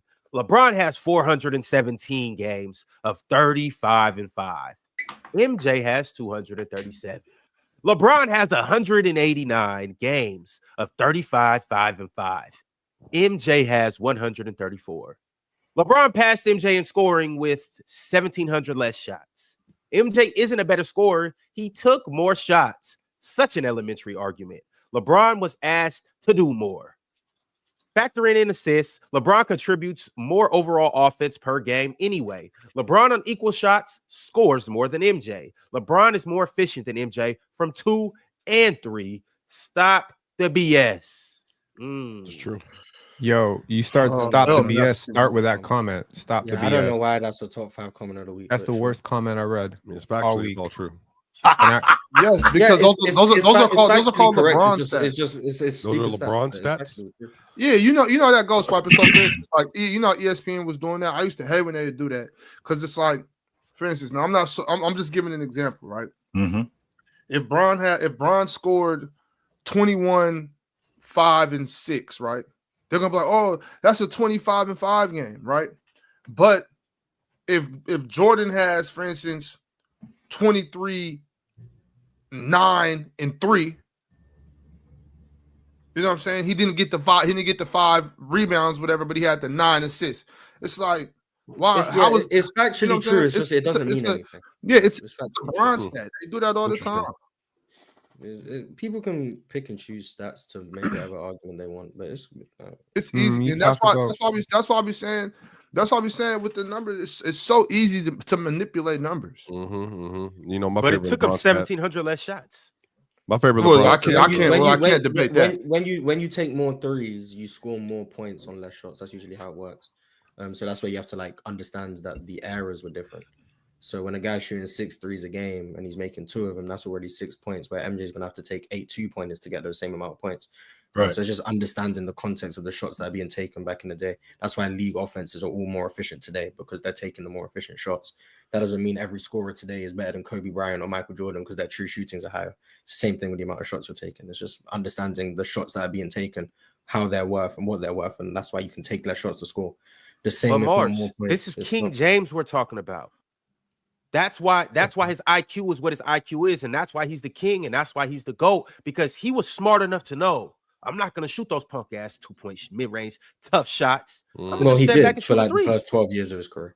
Respectfully, you're talking about the next 18 years of his career, he took more efficient shots. No, you're basically talking about Grant Hill with Charles Barkley's athleticism. Okay, he's not better than Michael Jordan.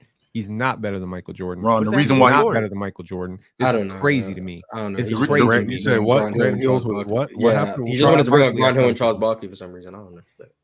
Ron, the reason why he started shooting the long balls is because that's the way the game was going, and he wasn't going to last if he didn't, because his game was strictly downhill. He could play in the mid-range, and he could knock down the jump shot, sure, but the game was becoming a long ball game. And if I'm going to last, I got to put this in my game. Otherwise, I'm not going to last long, because I'm not going to be able to keep running downhill and getting to the rim and taking that pounding. No. So I think that the fact that he put the long ball in his game, that preserved a lot of his game.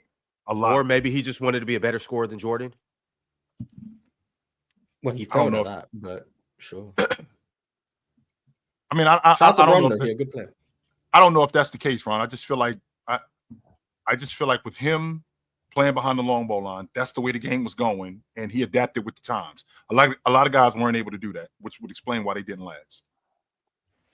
All right, well, shout out to LeBron James, the most 25 5-5 games, 25 and 5 games, 35 and 5 games, and 35 and 5 5 games. Shout out to him. All right, last comment of the week.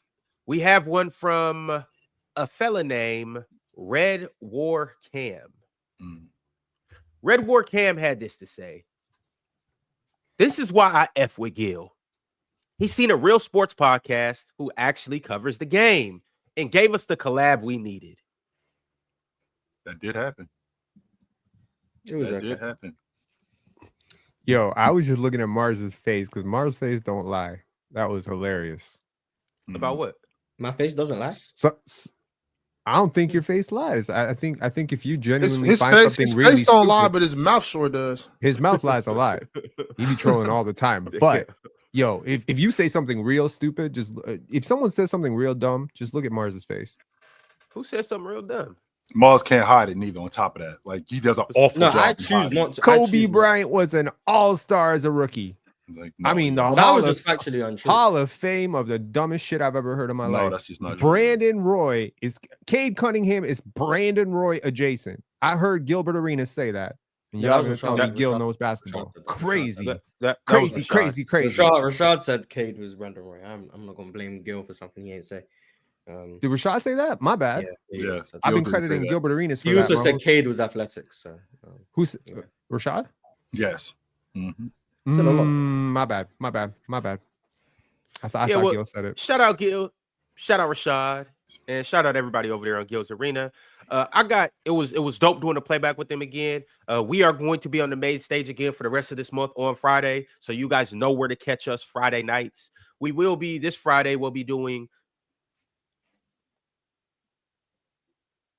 the Wolves and the Knicks.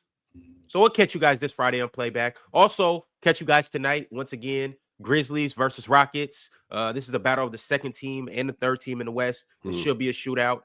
I got this game circled on my calendar, so I hope to see you guys there. And the suits from up above just sent me one more comment to throw on the screen, so let's go ahead and do it. Eastside General 1 said, "Can't even cap. Y'all be making moves." Fire emojis. No one doing it like Player's Choice. Shout out to Eastside General. He in the chat right now. Salute to you, Eastside. Salute to you.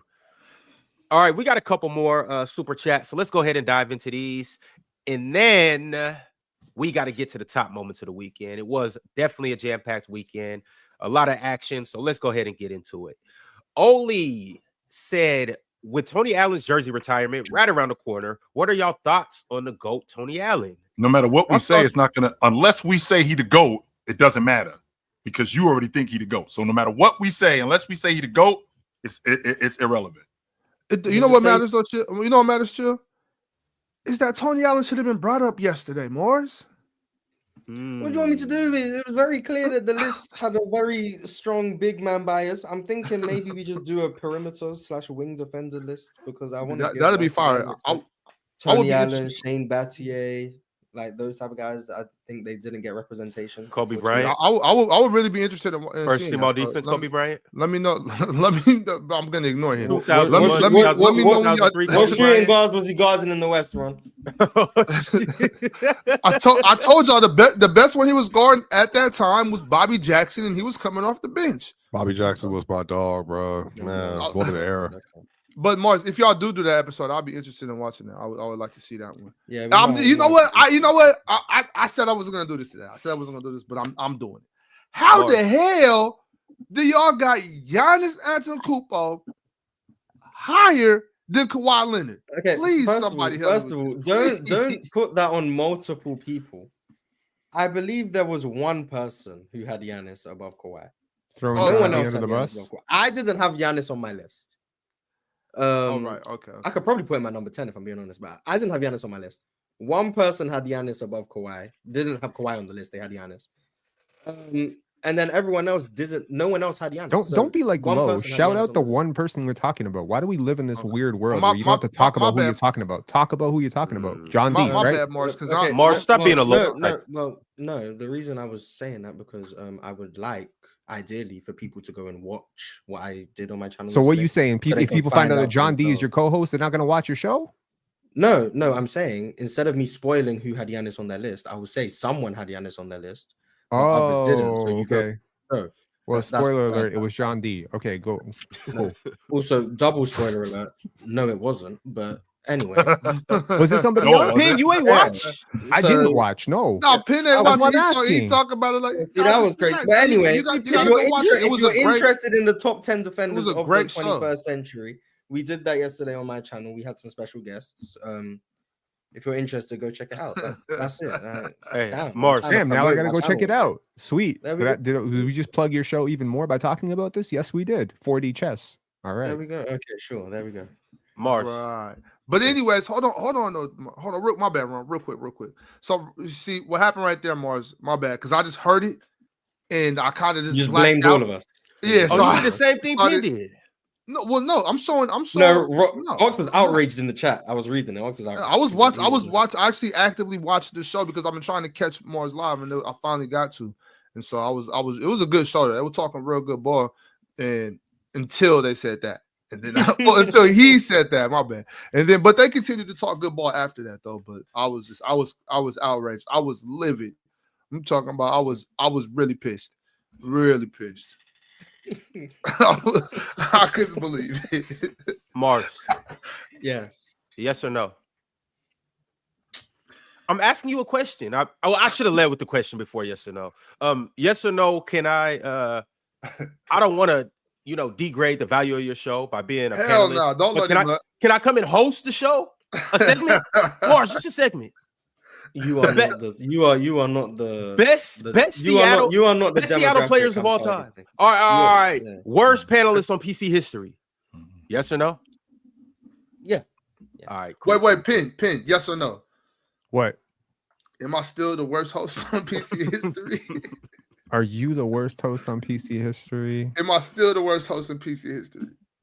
I don't know enough about PC history to say you're the worst, but you're up there.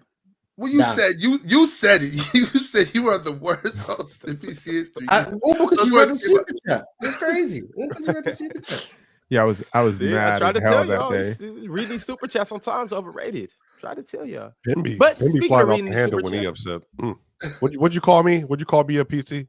You said you didn't say Devin George because most people don't know who Devin George is. I called you the Dylan Brooks of PC. Dylan Brooks. Yeah, the winning You are player. the Dylan Brooks of PC. the winning player. Ultimate of front PC. runner. Now, you know what, Chill? I actually liked Devin George back in the day, though. I did too. I like Yeah, when we were young, when we were kids, yeah, bro. Man, Why would I call they you were all Devin good to me. George? Because you're a scrub? Yo, Why would I all call of you it. Devin George? Devin George was a great player to me when I was young because I didn't know what I was watching. Like I just saw he played with Kobe and Shaq and Gary Payton and Karl Malone. He was starting with them, so obviously he must be good. Like chill, that's all I know. 4 Hall of Famers. He started in between all of them. He must be good. Shout out, Yeah. 11 That years was old. W you know, self-respect Sparks, on not you knowing that what was you like were you watching. younger than me, It's right? very good. Yeah, I was like That's 3-4, 3-4 when that, or 4-5, 4-5 years. That was the 4-5 season. 4-5 season. So I was Unlimited Z said the Kings are good. Damon Giannis experiment is a failure. Pack it up before it's too late. The Brody Failure. clears. I don't know about failure. I mean, let's hold the phone on it being a failure. I mean, we in year 2 of it, and they right around where I thought that they were going to be. But I thought this was a 3-year window in Milwaukee. After next year, if they're not close, then we could blow this thing up. But they right around where I thought they were, and to get a favorable matchup, is it ridiculous to think that they can't be in the East Finals this year? Is it nuts to think that? The East Finals. Why you stop there? Yeah, because I don't think that they can get to the NBA Finals, Ron. That's why I stopped there. The thing about some of these teams is they're not very future proof, right? They're very, very expensive. Dame and Giannis are going to be expensive until you move one. And the minute you move one, your window ends and you don't have a lot behind them, right? In terms of youth. So you don't have picks, you don't have a blue chip prospect coming up. That's why, like, when I think back to the Pistons 04, that's when I think, damn, that Darko Milicic pick really set y'all back. Because that's exactly what you want to happen. You want a transcendent talent behind a core that's a championship core who can grow with that core and then assume the mantle. You know what I mean? So that's the tough thing for teams like the Suns, potentially. You know, it's teams like these teams that are just the Lakers, the Clippers, the Suns, the Bucks, the Sixers. I mean, the Sixers got a talented young and coming up in Tyrese Maxey. I don't know how far you're going with that. The Knicks, You know, when you lock into expensive cores that age and you don't have a lot of draft picks, I think that's tough because you're going to have a really lengthy rebuild at some point. You better hope you hit. All right, y'all. Oh, yeah, and Unlimited Z. The Brody does indeed clear. LaFlame sent through a member's chat. He's been around for 10 months. He said, the beam never lighting again. It's been lit for like the last 2 weeks. What we talking about? Energy bill finna be high as hell. Is this the highest vibes, Ox? Like, this is, I guess, is this the highest you've been on the Kings, the second highest you've been on the Kings since the 02 season? This team right now? Like this minute right now? Yeah, this team? No. Hell no. He was pretty high. You got to remember we had Rajon Rondo. True. And he was pretty high on them when he was leading the league in assists. I thought him and DeMarcus was going to do Ox, something. y'all, you still think y'all need a trade? Or are you good now? No, we still need to get to y'all point. We need to get some rim protection. So we need to go get Walker Kessler. I think it helps to boost the trade value of certain players when you're on a 7-game win streak. You know what I mean? Like now you can go to the negotiation table with your pants on. You know what I mean? Like you can be like, Trey Lyles is good. off the table. Trey Lyles is not. Nobody's trying to get him. So it's all good. Because the motherfuckers ain't got no sense. That's why. No, I think if I'm calling the Kings, I'm looking at Devin Carter and Keegan Murray. Like that's what I'm looking at. Keegan Murray's off the table. No, there's certain teams that you can't trade with. That's the thing. I'm gonna tell you like this: there's only one player in the league that would trade Keegan Murray for. One player in the whole league. One player in the whole NBA would trade Keegan Murray for. That's just cap. That's just cap. No. That's just cap. You know, he plays in San Antonio. Too. Yeah, I was gonna say Wemby. That's who he was talking. There's only one player in the world we're trading. You wouldn't trade. Hold on. I said one player. Wait, hold on. The reason why I said Jason Tatum if you could get Jason Tatum for Sabonis right now, you're saying you wouldn't. No, for Domantas Sabonis. What is wrong with you? The reason why I said that because Ox said that he thinks. I mean, he looks at Keegan Murray in year 2. He's like he on a Jason Tatum path. That's why I said Jason Tatum. I said that 2 seasons. He closer to Devin Jordan than he is Jason Tatum. I said that before DeMar DeRozan came in, taking up his shots, and when his offense was going this way. So I put up his shots. I mean, I like. It's not like I said that last month. I said he had a 50 ball last year, Ox. So I mean, he got it in him. Yeah, I know. That's why I said what I said. But now DeMar DeRozan's there taking up his shots. Think about. So did Malachi Flynn. Respectfully, yeah, because Keegan Murray and Malachi Flynn are on the same tier. What's the difference? Neither one of them are 50 point per game scorers. Y'all would say anything. Mo Williams, Corey Brewer, he talking about trading Keegan Murray. They're all in the same category. He talking about trading Domantas Sabonis. There's only one player in the NBA. Shout out Corey Brewer for real. Corey Brewer was nice. Keegan and Corey, they eerily similar. Corey Brewer, he was too early. He would be, if he was here right now, he'd be making some real money in this league. Real money. All right, y'all. We got another member. His name is Native Joel. Shout out to Joel. Appreciate you for joining up. Realist123 sent through a super chat. He said the Pacers are rolling right now. They are. Pascal and Tyrese been hooping. Hope his injury's not too serious. And again, Sabonis, by far the best rebounder. No debate. Shout out Pacers. He knows more. Now they have a squad that should be better defensively. And when they lock in, they can be good defensively. They have a bunch of athletes on that roster. I love watching the Pacers play. They took over the third quarter yesterday. How'd they do it though? Give them the context. Tyrese Halliburton didn't play the second half. They were down 13 at halftime, and then they ended up blowing out the best team in the NBA. Remember what they put out there. And everybody was available too, Penn. Let's make sure we clear Donovan Mitchell played. Darius Garland played. Evan Well, but you know why. Played, and they struggled. You know why. Andrew Nembhard. Yeah. That's what's up. Dirty. That boy's dirty, bro. I love Andrew Nembhard has some stage presence to him. So I love his game. I need here's a crazy stat for you. 13-3 in the last 16 games that Nembhard has played. Yeah. Think about this, man. Think about this. This is for me why they have an infrastructure. Nembhard, if they had these 4 players in the lineup, they can do almost anything. Nembhard, Nesmith, Pascal Siakam, Miles Turner. Those 4 right there should be able to hold up against almost anybody. And again, they can run. Pascal's not a good defender, right? But it's within the scheme, and within the other athletes on the court. I like Pascal. I'm higher on Pascal. Pascal, nice. I like Pascal. Offensively, He's I all agree. right. He's not Offensively, 45 But he also million. but he also played Offensively, he's really up. well in the playoffs last year to start. Like he definitely can do it.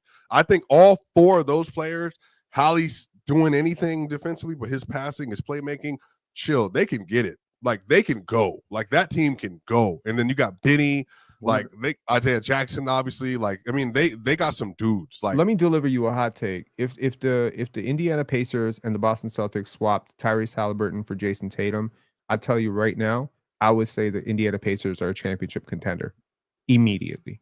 That's the gap. The gap is the defense.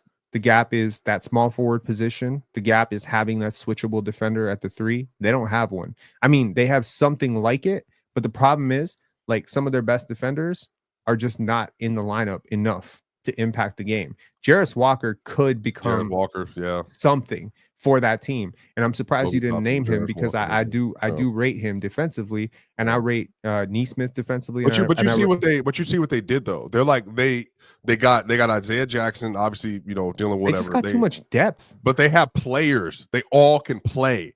That's okay, what the Pacers have. Two of your main offensive engines, which is Benny the Bucket and Tyrese Halliburton, are pylons defensively, and nothing on the rest of that roster is big enough or good enough to clean that up. You don't have any Rudy Gobert's or Victor Wembanyama's on this roster to clean up some subpar defenders. So I'm just saying, defense works on a string. Everything is about achieving equilibrium. You just don't have enough. The thing defense. is, offensively, though, Penn, the reason why I'm not as down about that.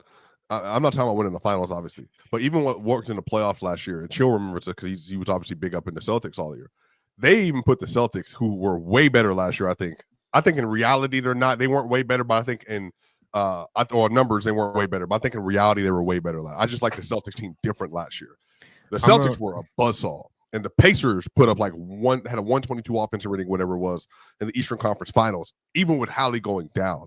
Like I just think the Pacers offense, and if they're at their apex, they're so good and they're so efficient that they're going to put so much pressure on you on a night by night basis. I don't know who. I said on Locked On NBA last night.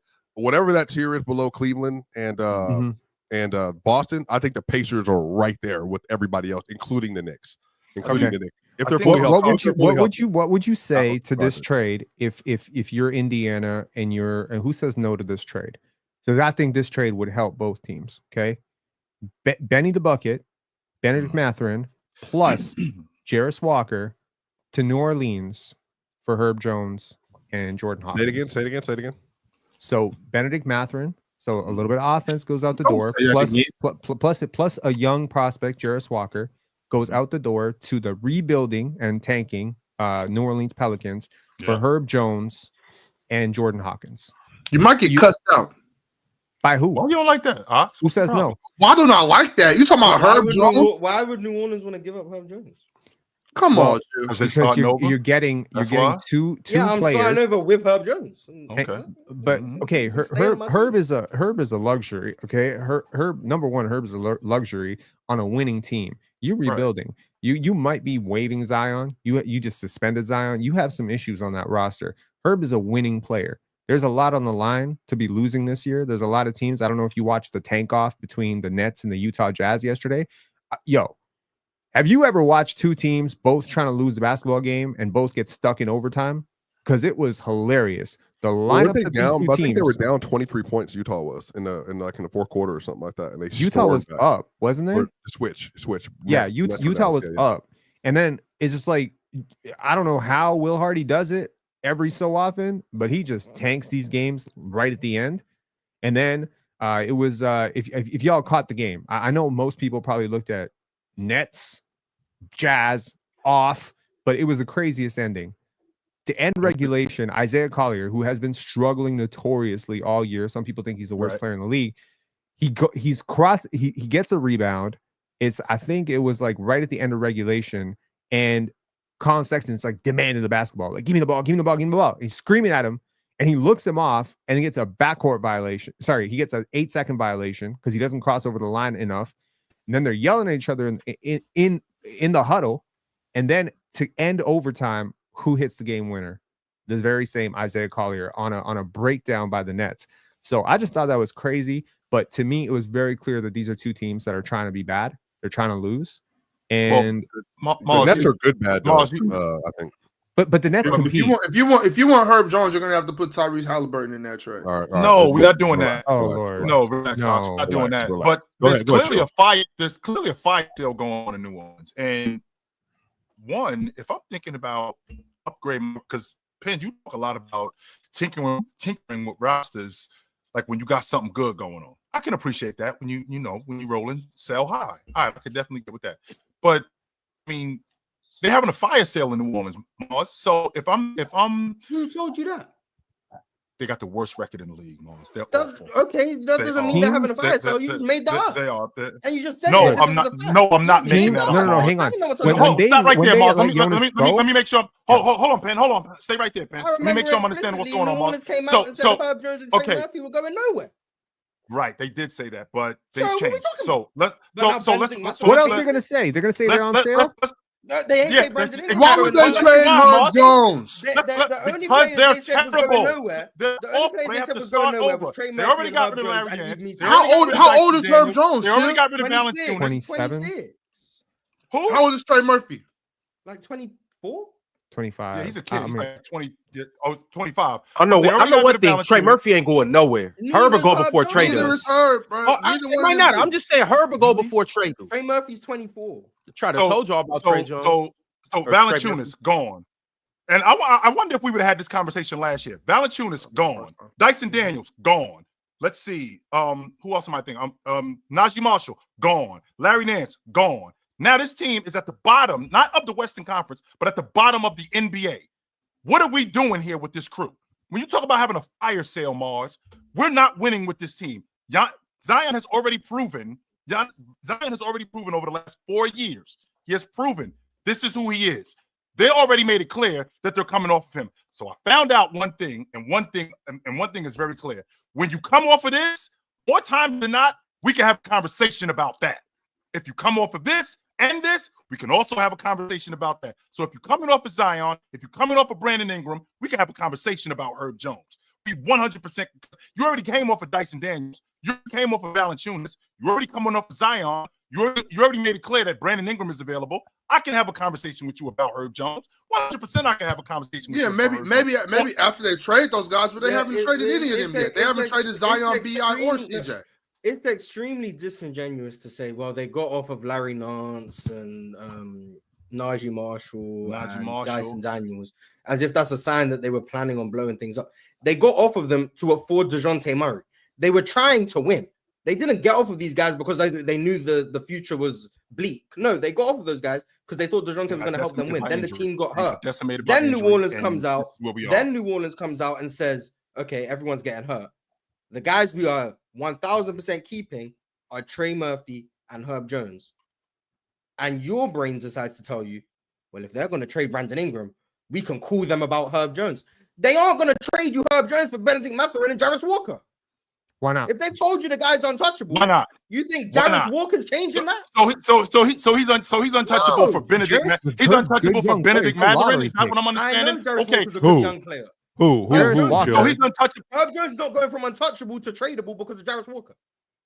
Okay, so let's take Jarvis Walker off the table. Let's take Benedict Mathurin off the table. Making up some crazy statement. Okay, so wait. So let's take those guys off the table. That doesn't mean that there's not other people that we can call to get Herb Jones. Now, maybe Penn's example of Benedict Mathurin might have been a bad example, but I'm pretty confident that, let's see, if we call it, if the Brooklyn Nets called up and they still trying to get some of their picks back, or not necessarily get their picks back, Brooklyn doesn't have anything that, New Orleans doesn't have anything that Brooklyn wants for Herb Jones. No one has anything that New Orleans wants for Herb Jones. But Herb Jones ain't going anywhere. That's why they said Trey Murphy and Herb Jones aren't going anywhere.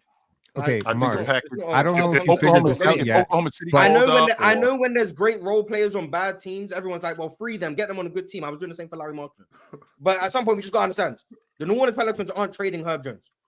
It's fine. He's going to be on this bad team for this year. Next year, they're going to hope Zion's healthy and pro. That's what's going to happen. Herb Jones is not going anywhere.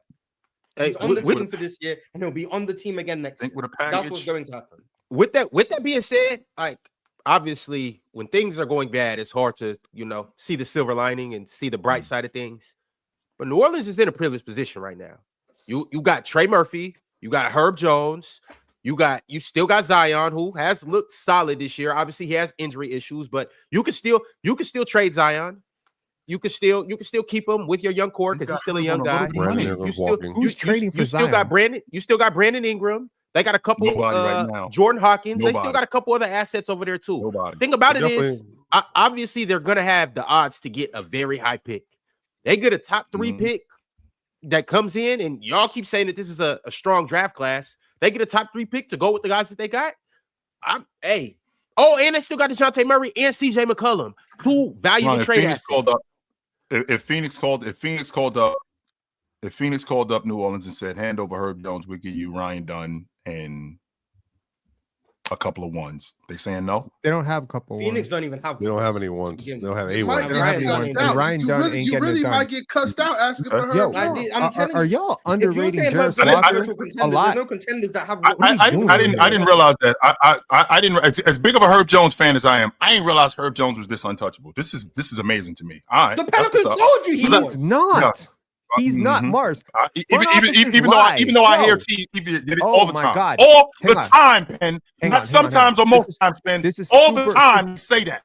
Just like I just heard Pat Riley say. Call Mars out of this bullshit, Jimmy Pen. Butler. No, He it's said really that. important to Pat realize. Riley said, I'm not trading Jimmy Butler. He said that. Yo, Jimmy Butler. when you go to the grocery store, when you go to the grocery store, hang on. When you go to the grocery store, what do they put up front? What do they put in the back? Think about it. I don't leave my house. Like, I genuinely You never left your house? Who does your groceries for you, Mars? You can get them delivered now. We're in the modern era. Oh, my bad. You're on that Uber Eats shit. My bad. So when you go to a grocery store back in the 90s, when lunatics like me were growing up, you go in the front. They got a whole bunch of shit you don't need. You know what you got to do to get to the shit that you actually do need at the back of the store? Your milk, your groceries, your eggs, all that shit. You got to walk through a whole bunch of shit that you don't need to get to the thing that you do need. So what I'm trying to tell you is when you say that Herb Jones is untouchable, Trey Murphy's untouchable, Yves Missy's untouchable, you put that out through Shams, you put that out through the media, but then you say Zion is on the block, DeJounte's on the block, CJ's on the block, Brandon Ingram's on the block. You know what I'm doing? I'm actually selling you one thing. I know you're going to try to come and talk to me about those guys, but in the context of that, I know at some point I'm going to get you real interested in Herb Jones. I'm going to get you super interested in Herb Jones by telling you that he's untouchable. The Raptors swore for years that OG was untouchable, and then they traded him. Okay, they swore that Pascal Siakam wasn't going nowhere, and then they traded him. So what I'm trying to tell you is when you got an asset that you will not trade, like you got the first pick, second pick, third pick, think about the team context of where the Pelicans are. Their rebuild is in full effect. Okay. They are a smart organization. They are a very good organization. This is the organization that found Herb Jones in the second round. You telling me he's untouchable? He's not untouchable. He's going to be 27 at the start of the next season.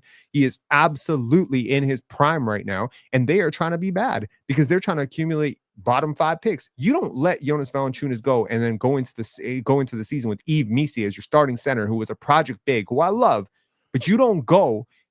Young bigs lose you games, man. Every year, young bigs will lose you games. No, there's no contender in the league that's starting a rookie right now at center. Okay, none, and especially not one without a backup center. So when they made that decision, there's a price for everything. Everything has a price. Everything has a price. You can buy anything. There's nothing in this world that you cannot get. That's not but true. You're not gonna. Wait. You're not. But you're not gonna get it for Benedict Mathurin. And Jarris Walker. Jarris Walker is very valuable. He was a consensus lottery taking a pretty decent draft. Right. He went over Derek Lively, over Casey Wallace. Super valuable. But you're not going to get hurt. You're not going to get hurt Jones for him though. He doesn't play a lot, but he is very valuable. valuable. I don't care how much he plays. You're not going to get Herb Jones for him. Okay, hang on. How many people in this world knew how good Dyson Daniels was going to be? Just come in a different trade. We don't got to go deep into this. Just come in a different trade package. All right. You come in a different trade package. We can keep moving. Exactly. What I'm trying to say is you're going to find a lot of teams that are bad right now are good. Yo, y'all see what Cooper did this weekend? I did not know that Dyson Daniels is this good. I did not know. Okay. Yeah, we did. 42 points. We seen what Cooper did this weekend. Okay, so the tank, y'all thought the tank was bad so far. Yo, you're gonna have teams like fighting, like 7 wins, 8 wins, 9 wins. Okay, everybody understands the tanking odds. All these executives, all of them, they've run the simulations. They know what it means to slip from 4th to 7th. What happens to your odds? What happens? And don't tell me about Atlanta winning the first pick last year with the 9th record. Doesn't matter. What is at stake right now with how well Cooper is playing, how well Dylan Harper is playing, how well Ace Bailey's been starting to play, is that there is a franchise-changing cornerstone type of player at the top of this draft for at least 2 or 3 teams. And I feel like those teams are going to do anything possible, especially for teams that are already out of it. I'm not talking about teams that are like kind of in it, like Chicago, who are kind of maybe too far behind. I'm talking about teams that are legitimately in it. 8 wins, 7 wins, 6 wins. Washington might not win 3 games for the rest of the season. They might try to be Bobcats bad. Yo, I'm telling you, you're going to see these teams running out ball boys. You don't understand what's at stake. So when you look at New Orleans, they are the 2nd worst team in the league. They are not risking the chance of Cooper Flagg and Ace Bailey and Dylan Harper for 26-year-old Herb Jones when they might be thinking about this as a 2-year rebuild. And oh, by the way, there's AJ Domantas in the 2026 draft coming up too. They can keep Herb and still. You can't keep Herb and keep losing. He impacts winning. He literally tore his labrum. He's not playing for the next 2 months. Like, they'll be fine. He's not playing. That's true. That's true. So maybe you look at Trey Murphy. Okay, well, now we're having a different conversation. My point was now I step in for you, My Mars. point was they aren't trading Herb Jones for Darius Walker and Benedict Matthews. 30 points then I have to hear about well, if they want to keep losing, they have to trade Herb Jones. Then I tell you, well, Herb Jones ain't going to be playing this season anyway because he's hurt. Like, okay, my point is that was the beginning, Mars. I was right. Okay, That's the only point. That's the part. Okay, you're not getting Herb Jones for that. That's all I was trying to say, Chill. That's it. You're not getting that. My point is, at some point, the Indiana Pacers have a lot of middling pieces, and they could use a significant upgrade on the wing from a player who would actually start a starting caliber 2-way small forward or center. Well, I don't know about center because Miles Turner exists, but you need to plug that gap. So I would be perfectly happy trading a lot of ancillary pieces, whoever it is, whether it be a youth piece like Jarris Walker. If you buy this 13-3 over the last 16 that Andrew Nembhard has played, I know they're not going to move out Tyrese Halliburton. I know that. They're probably not going to move out the Pascal. Of course, they're not trading Herb Jones right now because one, he's damaged goods. So they probably, even if they decided to trade him, they wouldn't get what they really wanted for him because he hurt. So teams, if they inquired about him, because don't think for 1 second that even though they said that he's untouchable, the teams are not calling up the New Orleans Hornets, checking their temperature on Herb Jones. They 100% one of the best contracts in the NBA.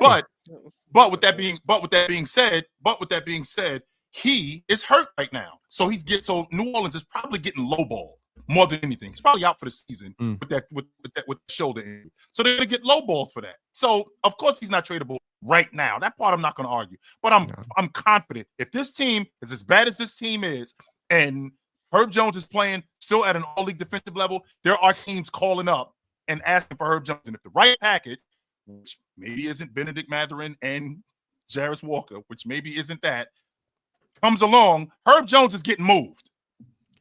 Chill. All I know is one thing. I do believe it's going to be somewhat of a fire sale. It might not be a full-fledged fire sale, but New Orleans is selling right now. Once again, Brandon Ingram, DeJounte Murray, CJ McCollum, Zion Williamson, and a lot of these younger guys, I'm not going to mention their names because I don't want to spark a debate, but they have, with those 4 guys that I just mentioned, swipe it. How many first-round draft picks do you think that those guys Ron, in your estimation, let me ask you this, Ron. In your estimation, this crew right now, that on this crew right now, what do you think this team looks like next season? How many of these guys on the crew now are on this crew? Brandon Ingram and CJ McCollum, I believe those 2 are gone. How? Goodbye. Okay. Who's trading for CJ? Those 2 are gone. Who's trading? Well, no, they're actively CJ's actively being shopped, but they don't know. Okay, there's a lot of is that going on right now, Spiper? Active. They're trying. But who's buying? That's my question. Who is buying? He's having an okay year. He's having an okay year. So like he has a lot of value too.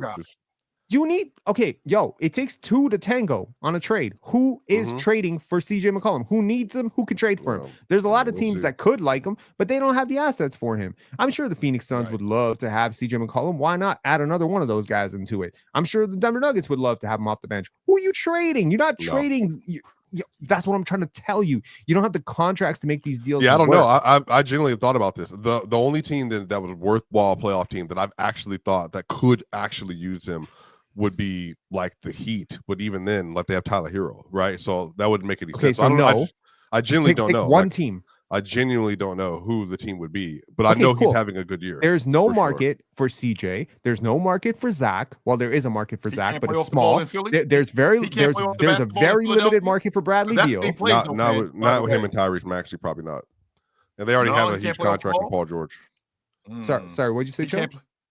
I was asking, he couldn't play off the ball in Philadelphia? Because that's, in fact, where he thrived the most when he was playing with Dame. He played off the ball. I think that's where he's the most effective. Okay. He can't play off the ball in Philadelphia. Trading for him? Find me $30+ million that you're going to match in a trade. The other complication, I think like it would really help for people to understand the CBA. If you're a second apron team like the Phoenix Suns or a team like that, you actually cannot aggregate salaries. You cannot combine players. And you cannot take back more salary in a trade than what you put out, which means that, let's just say, for instance, they want to trade $17 million Yusuf Nurkic, and they want to take back, I don't know, $22 million Bruce Brown, $23 million Bruce Brown. Can't do it. So you say, oh, let's just do what teams have done for all of human history when that happens, and let's just add another player to make salaries match. Oops, can't do it. Can't aggregate salaries. That's the complication. There is a lack of players who are bad contracts in the NBA. There just aren't a lot of bad contracts in the NBA. So the teams that have bad contracts have no choice but to swap bad contracts. The problem is a lot of the teams that have bad contracts have mismatching bad contracts, and they also happen to be second apron teams. A lot of these teams are just stuck. I thought the Bucks were something came out. I thought the Bucks were trying to get off of Pat Connaughton to get back under the apron or something. Yes. Because there are certain teams like Detroit, like Toronto, that are under the luxury tax. There are teams that are under the cap, and they can take more salary back than they're putting out. So, for instance, if the Bucks did do that, could they get CJ? Is that possible? How does that work? Later, twice. All right, Swiper. How does that work, Pin? So potentially, yes, but you would have to give up. Like, okay, so Mars, correct me if I'm wrong. Are the Bucks a second apron team? They almost certainly are. Yeah. They are. And that's what they're trying to get off of Pat Connaughton. Okay, perfect. So in order for them to do that, they have to take back less salary. So any player they take back, and they can't aggregate salaries. So you would have to trade one big contract, and you'd take back anything that's less than that. So for instance, how much does Chris Middleton make? Like 30 million, I'm assuming. Yeah. So if you wanted to trade Chris Middleton, or how much does Pat Connaughton make? 12? I'm just guessing off the top of my head. No, like, if Pat Connaughton makes 12, like and I don't know how much they're over the, let's just say hypothetically they're 2 million over, then a team like Toronto potentially could give you a $7 million or $8 million or $8.5 million or $9 million contract and get you right under the tax. What can't happen is you can't be the team that's taking back a $15 million contract for a $12 million. Pat Connaughton makes 9.5. Okay, so Pat makes 9.5. So potentially a team could give you a $7 million contract like that. But what you can't do is you can't attach Pat to Chris and make it a bigger deal. That's the issue. So at some point you're going to have to compensate. And now because everybody knows the playbook, everyone knows you're trying to get under that tax line, or everyone knows you're trying to get under that apron line. What's going to happen is you're going to have to attach picks to Pat Connaughton in order to incentivize a team to take on that extra dollars or extra cents. That's what I'm trying to say. Teams have to be so fiduciarily conscious in this new CBA, because the ramifications for messing this up because you're impulsive, you know what I mean? It's you could ruin 10 years of your franchise's existence. That's what I'm trying to tell you. You could ruin 10 years. So when these teams go all in, if you go all in, you better be so sure, because you are locked into that team. When you pay that middling sub all-star $50 million because you think you can grow into an all-star, you better hold your breath and pray that he does. Because if he doesn't, you are not moving that dude. All right. Well, let's continue to keep it pushing on these super chats. I got another one from Superman Real. Superman said Sabonis top 4 big. 520 podcast talked about Cat being first team, but they said put Giannis on second team and keep Tatum. But Sabonis versus Giannis coming up tomorrow night. Giannis is first team. I can't. Can you give me legit logic that he's not a first team All NBA performer this year? Can I get legit logic that he's not? No. Yes. No, I don't think you can. If I anything, know. it'll be Tatum coming off. I can't argue against him. None being of them are first team. coming off. They're all first team. Cat, you saw Cat, Giannis, and JT. No, I'm the big four are not coming off the first. Before we That talked fifth about spot can Joker, be Who are the big four? Who are the big four? Jokic, Shea, Giannis, and Tatum. They're not coming off. You see Those all Shea's guys rating are on first team 2K? All-Pro. Yeah, Is those guys are on the team. 98. The fifth J- spot is up to people. is JT definitively above Cat? Yeah, yes, he's going to make the first. He's going to be first team All NBA. Yes, No, I'm not arguing whether he's Definitively, first. he will team be All-NBA. unanimously I'm first team saying All-NBA, I'm saying him and Cat are they? Yes, They're not it's close. That's not a definitive. discussion. It's Yo, definitive. Wemby. Wemby getting first team. So that fifth spot, Wemby, Cat, Sabonis, Donovan Mitchell. Who I don't care who you come up with. You're fighting for one spot between them. You think the league and the league's media is gonna give Domantas Sabonis a vote, whether deserved or not, over Wemby? No. Yes, Exactly. I think Cat got it. I think Cat got it. But they put Sabonis on All NBA last year over Wemby. But he wasn't All NBA first team. He was on All NBA team. So Okay. Domantas Sabonis is All NBA. They need to create an All NBA it's not going to be first team All NBA, but he'll be All NBA. Yeah, we need 5 All NBA. There's no hope for first team All NBA for Domantas. how many All NBA teams will that be if he makes it again this year? 4, 3? There's also the contract All boost NBA element. Honestly, I think there's a lot of guys who played like All NBA this year, but are going to miss the cutoff. Like Paolo has played like an All NBA type player for sure. Like with the success of the Magic, he would definitely get He would get third team All NBA buzz. I think you could look at Cade Cunningham as an All NBA third team guy just because of how he accumulates box scores. Please stop smiling. I don't actually think he's an All NBA player. I just think how the media votes. The media loves him. Like I'm hearing what my friends in the media are saying about this dude. They're putting him in Luka conversations. I literally heard that Cade Cunningham is a more athletic Luka Doncic from a person that I thought knew basketball yesterday, and I was about to lose it. I'm like, if y'all actually think that with Cade's Supermax, Cade has Supermax implications here. So he's got a Supermax on the line. He was a Supermax player against it. Yeah, but against 220 million. Against Toronto. So to Penn's point, now I've come around to Cade. I like Cade, but to Penn's point, a lot of those assists I'm watching him get were bailout assists because Scotty had him in jail.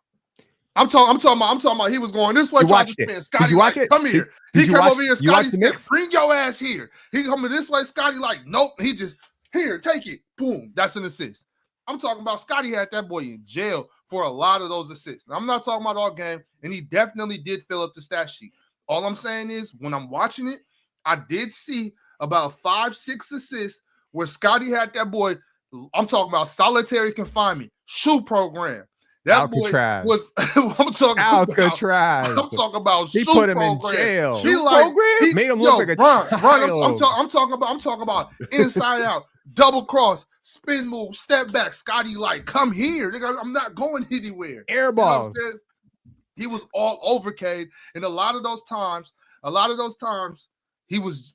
were just here, take the ball, and they shoot it, boom. Like that's all I'm saying. Now, but that doesn't 23-1, Ron. 23-1. I'm talking about he had that boy locked up. And that's just what I saw. I'm telling you, Cade's I could be wrong, but that's just what I saw. Cade is going to make All NBA. If the Pistons continue to be good, they're like a game and a half out of 4th seed in the East. Look, this is the thing with first overall picks. We know this. The league likes to promote them. The league is invested in them. Cade is I think Detroit's a pretty decent sized market. It's kind of small, but I mean, it's a franchise that they would love to get revving up, that they would love to get that franchise excited. They have had a miserable 5 years. Holy shit. They've had a miserable 5 years. They have 5 lottery picks to show for it. So the redemption arc is important, but the media members, I have noticed, they do love him. Media loves Cade. They've been loving him since he was 16 years old. Draft pundits, everybody, fans love him. So what I would say is this dude is probably going to be a lock for third team All NBA, largely because of the Pistons' success and their. I'm just looking at this and I'm like, he's going to get a supermax for this. And Penn, you know what I'm gonna say? What are you going to say? If that boy make third team All NBA, second, first, whatever, I don't care. If he make an All NBA team, I don't care what it is. They could come up with a 4th team. If he make that, and Trey Young don't at least make that team, I'm losing my shit. All right, no way I'm Cade going making ballistic. All-NBA this No, year. I'm Like, going no ballistic way. because I'm gonna tell you why. The little success that they have in team wise, Trey did that. The numbers he putting up, Trey did that. 1, 2, 3, 4 seasons going on the 5th season of him doing exactly what Cade did, but giving you more assists and giving you more points. 29-9, 25-9, 28-9, and then all of a sudden they give him a little measly third team at 28-9. If anybody else did that, first team, second team, MVP talks, but Trae Young do it. I don't know. Next year, give you 26-10. No All-NBA team. The next year, give you 25-11. No All-NBA team. Reserve All-Star. I'm telling you right now, if Cade Cunningham sniffs an All-Star team and Trae Young don't get on there, if Cade Cunningham gets on an All-NBA team and Trae Young don't make it, I'm going ballistic. I'm looking up all the votes, who voted on Cade and who didn't vote on Trae, and I'm calling out you measly punks one by one because this don't make no sense. It just doesn't. It doesn't. It's just easier. It's just easier to, if you think about it, if you think about the All-Star team, if you think about the guards in the league, who is it easiest to leave off? It's easier to leave off Trae Young, not because he ain't been balling, but because he's been left off in the past. It's just been easier to leave him off. It's not with the super company. I'm not keep being wrong. I'm 100%. I'm not going to argue that, but it's just been easier to leave him off. It's been easier to leave him off the All-Pro team. It's been easier to leave him off because what he does, like for example, Cade doing what Cade do. I think he's second or third. I know he's in the top 5 in the league in assists. That's not what's been going on. Turnovers. Yeah, and because you handle the ball a lot, you're gonna have more turnovers because you handle the ball a lot. That's just part of the game. He got stripped by a rookie twice. So he also got ripped by him. He also got ripped by Thompson too. So I mean, and players get ripped all the time. Punched him by Jalen Green. Yeah. By the way, eight turnovers against Grady Dick and RJ Barrett as your primary assignment. My God. The point that I'm making with Cade is that Cade, I think in year 4 now. We're in year 4. This is new territory for him. So because it's new territory for him, there's not a standard for Cade. There's been a standard for Trae Young. Trae Young has been 28-9. That's Trae Young's standard. 28-9. So and the fact that that's his standard, and the fact that he's doing this, somebody who comes along and does something similar, who hasn't done nearly as much as him, it's just easier to leave Trae Young off the roster, which I think it's a slight to him, and I think it's a discredit to him for what he's doing. But a guy like Cade, who's been playing the way he has been playing and hasn't been playing like this in the past, would probably get an edge off the strength that he hasn't been doing this in the past. To your point, Shell, let me read off some for you real quick. These are the leaders in the NBA in potential assists per game, and believe me, there's one guy who's leading it by a mile. Who do you think that player is? Trae. Yes, 21.1 potential assists per game. Okay, Jokic is number 2, LeBron number 3, Cade number 4, Chris Paul number 5, Tyrese Halliburton number 6, Melo Ball number 7, Damian Lillard number 8, James Harden number 9, John Morant number 10, Scotty Barnes number 11, Luka Doncic number 12. Those are the leaders in potential assists. But some of these guys, they don't have some great finishing talent around them, so you're not seeing it.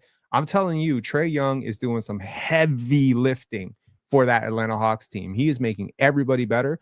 But I'm going to say one more thing. I don't think all assists are created equal. There are certain guys who, I think Ox has talked about, people being like, they're throwing grenades. There's some guys who just dribble. And then 2 seconds left on the clock, they just throw it to a shooter. And, oh, by the way, if you're playing against a bad defense, it's an open shot. And then, boom, you get an assist, right? But the quality is that by of the design, assist, Pen? Is that by design, no Pen? That's how these dudes play. That's how these dudes play AAU, man. Down? I mean, if you dribble and you don't have enough wiggle, you're gonna get shut down. And then you're looking at okay. I got 2 seconds. I'm not gonna get this shot off. Let me just throw it to Tim Hardaway Jr. Let me just throw it to this dude in the corner, and then let me just But that's not the quality of the system I'm talking about. When I look at passers, when I look at the Jokic's and the truly special passers, I'm gonna say, like, I know we did this passing list here, and I lost my mind watching what y'all did to Scotty Barnes on that list. But Trae Young, Nikola Jokic, Chris Paul, Tyrese Halliburton, James Harden. Those are like Luka. Those are like the special passers. I mean, Luka, not so much. I mean, I think those other guys are in a different tier, to be honest. I'm not trying to hate on Luka. I'm just saying those guys are probably in a different tier. Those guys, the quality of shots that you get off of their assists is totally different than these dudes who do the assist farming stuff. There are some very, very special playmakers throughout NBA history. And then there are some assist farmers. I'm going to say the growing assists. Like, you grow corn, you grow crops. Right. These guys grow assists. It's the system of the offense. They're just getting assists because they handle the ball a lot. They dribble the ball a lot. They pass the ball a lot. And boom, they have good finishers around them, right? But then there's certain guys, they're just creating looks for guys. It's almost like I'm like going to be 10 to 12% more efficient playing with Trae Young than I'm going to be playing with a lesser playmaker. He's that different. He's that good. Trae Young's passing is like on some next level God tier shit. Like y'all should have invented a new tier for him as a passer. So he definitely deserves all NBA over a lot of these dudes for sure. We'll finally agree on something today, Penn. Finally, Penn, what I'm going to ask you is okay. I can appreciate your logic where he's going to get rid of the ball late, but that might be of the what is he average, like 9 assists or something like that. That might be 1 or 2 assists.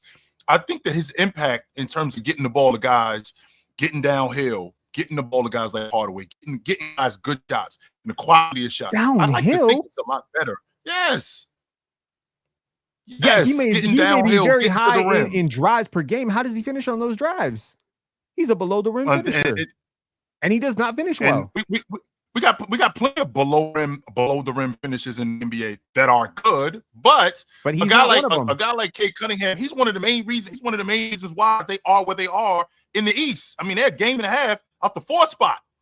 That's what this is the same Detroit Pistons team that lost 28 straight games last year. He's gotten much better this season than he did last year. 1, he's healthy. 2, I think he's a lot smarter. His team is better. Tobias Harris being better. Like, I mean, look, there has to be some sort of examination for how bad is bad. Tobias Harris, what? Tobias Harris, all right. He's a good NBA player. He's not a bad NBA player. He's a career starter on winning teams. About Tobias Harris, but he's been playing a lot better. But I'm not going to discount. I'm not going to discount that just because Trae Young, who's one of the best passers in the game, is that great. But Cade Cunningham, who's leading the league, or not leading the league, he's higher in turnovers, that his impact isn't as good as these guys. One of the main reasons why they are where they are is because his distribution.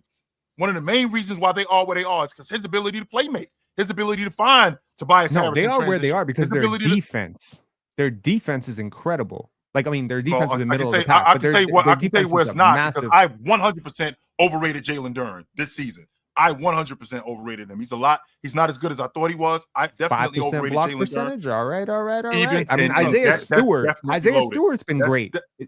Have you looked at He's a dirty work guy. They've got a bunch of dirty work guys. That part I won't argue. But what I will argue is that their offense has been much better than it was last year. That's largely due to Cade Cunningham ability to play, make, and pass and find the right guys. He's gotten a lot smarter this season than he was last year. His efficiency, what I'm trying to say is, if you has been much better this season. What I can't do, really quickly, Penn, what I can't do is I can't compare him to Trae Young, who over the years has been doing this. But Trae Young, over the years, this is who he is. I don't know if this is Cade Cunningham. This is the first time I've seen Cade Cunningham get busy like this in a season. Can I see him do it multiple times? I got to see that over the course of time. But what I'm seeing right now, one of the main reasons why the Detroit Pistons are better is because of him. For sure, he handles the ball like all the time. He's like 30% usage. Of course, he's going to be a big part of why they're good or why they're bad.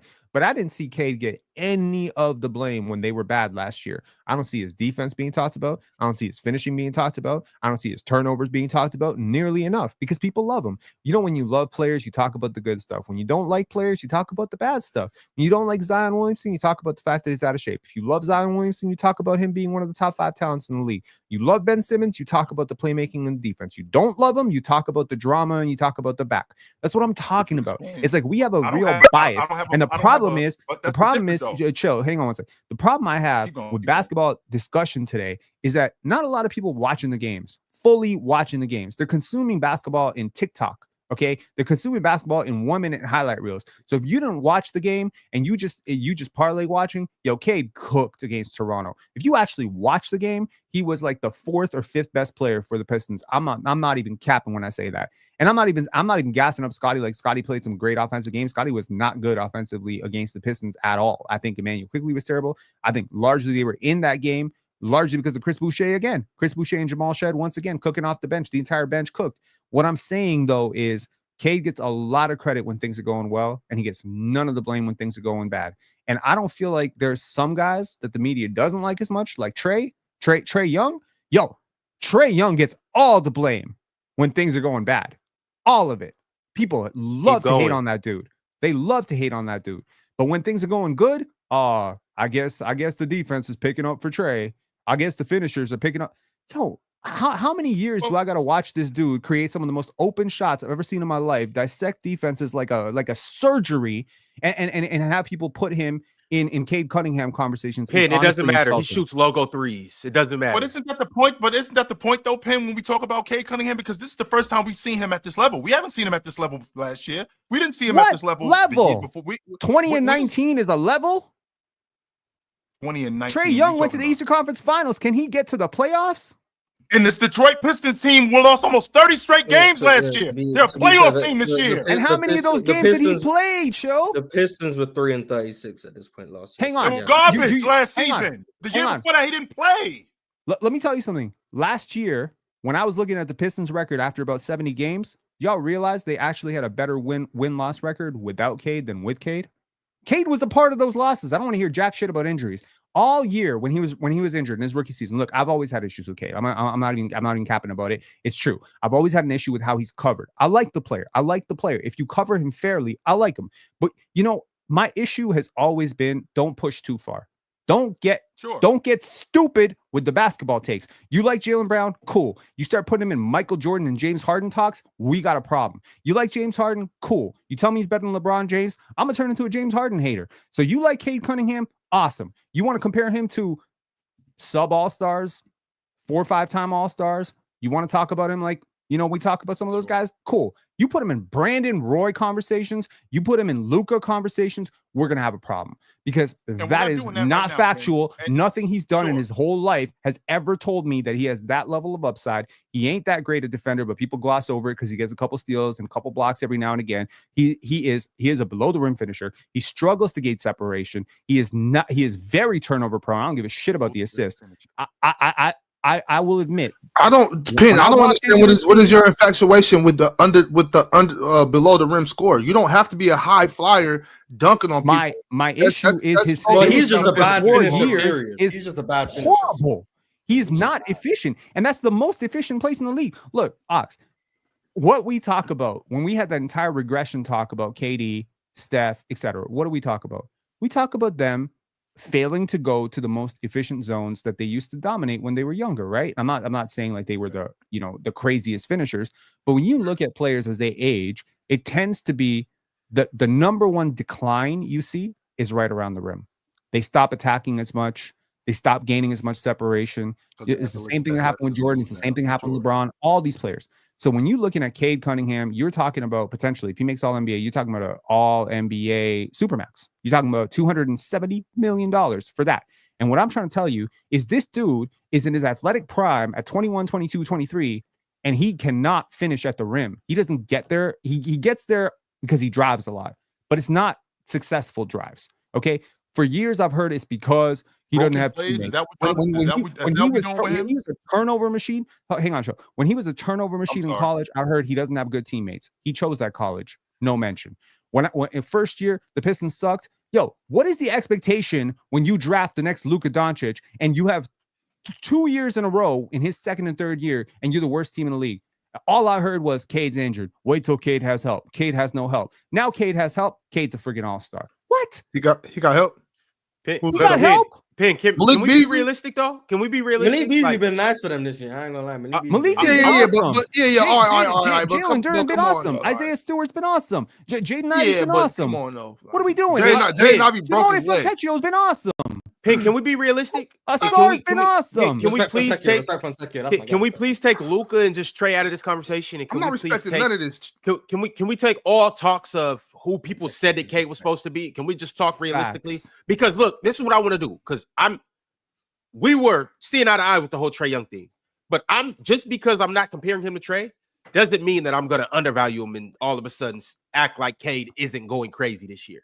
I'm not going to act like Cade hasn't been playing like a top 10 point guard this year. I'm not going to act like we have not seen a jump from not only the Pistons, but Cade Cunningham too. I'm not going to act like I expected Cade to average close to 10 assists this year because I didn't. Cade Cunningham, and regardless of the finishing at the rim, Cade Cunningham has put the ball in the hoop. Cade Cunningham scores in a lot of different ways that other point guards don't score. Cade Cunningham uses his body very, very efficiently. Like Cade Cunningham knows how to maneuver, use his body, and score and get angles and stuff like that. So, like, just because he may not be as good as you think he is or as good as what people projected him to be, Cade Cunningham is phenomenal. And also, I'm saying that to say, I do believe that Cade Cunningham is going to get much better. Not just better. I think he's going to get much better. And that may not go with him finishing at the hoop. That might not be what it is, but he's going to get better in other areas. We're just now seeing what his playmaking looks like in year 4. At what is he, 22, 23? 23. Okay, at 27, the game is going to slow down a whole lot more for Cade. He's gonna get used to the spots that he gets to. He's gonna get used to his defensive coverages. He's gonna get potentially better teammates. If not, he's gonna grow with the teammates that he has. The game's gonna get a lot easier for Cade. So why do people not give RJ Barrett this kind of love? RJ should get more love. He's 24 for the way and the Knicks sold on him when he was 23, and they tossed him into a trade. What I'm trying to say is that not every player has the same upside and trajectory. What I'm going to say is very simple. There are certain players in the league that have peaked at 22, 23 because that's what their skill set was. Their skill set was very advanced at a young age. Cade is one of the most skilled high school basketball players I've ever seen in my life. He is one of the most skilled. His handle, his hezzy tween, his turnaround, his footwork, his counters, it's awesome. It's been awesome since he was 16 years old. The problem has always been the turnovers, the separation, the athleticism, the overhyped measurements, right? And lately in the NBA, the problem has been finishing over length, defense, how easily he gets clamped up by guys like Scotty Barnes. Yo, Scotty legit had him in jail. Go watch the clip. I said it to Euphoria for y'all to really understand what I'm talking about. So look, I'm just saying in the playoffs, what I saw with DeMar DeRozan year over year, and please understand, this is We the North trauma that I'm talking about. This is LeBronto trauma. What I'm talking about is year after year, I have seen players who have this build of they don't finish super well over length. They get kind of predictable. They're a little bit dribble heavy. I've seen them get shut down in the playoffs over and over. When you scheme for him, when you game plan for him, when a good coach does the film study on him and teams really understand his moves, yo, I'm going to tell you this. There is a version of this guy that turns into a bigger Jalen Brunson, but there ain't no version of him that turns into anything close to Luka ever. Ain't happening. All right.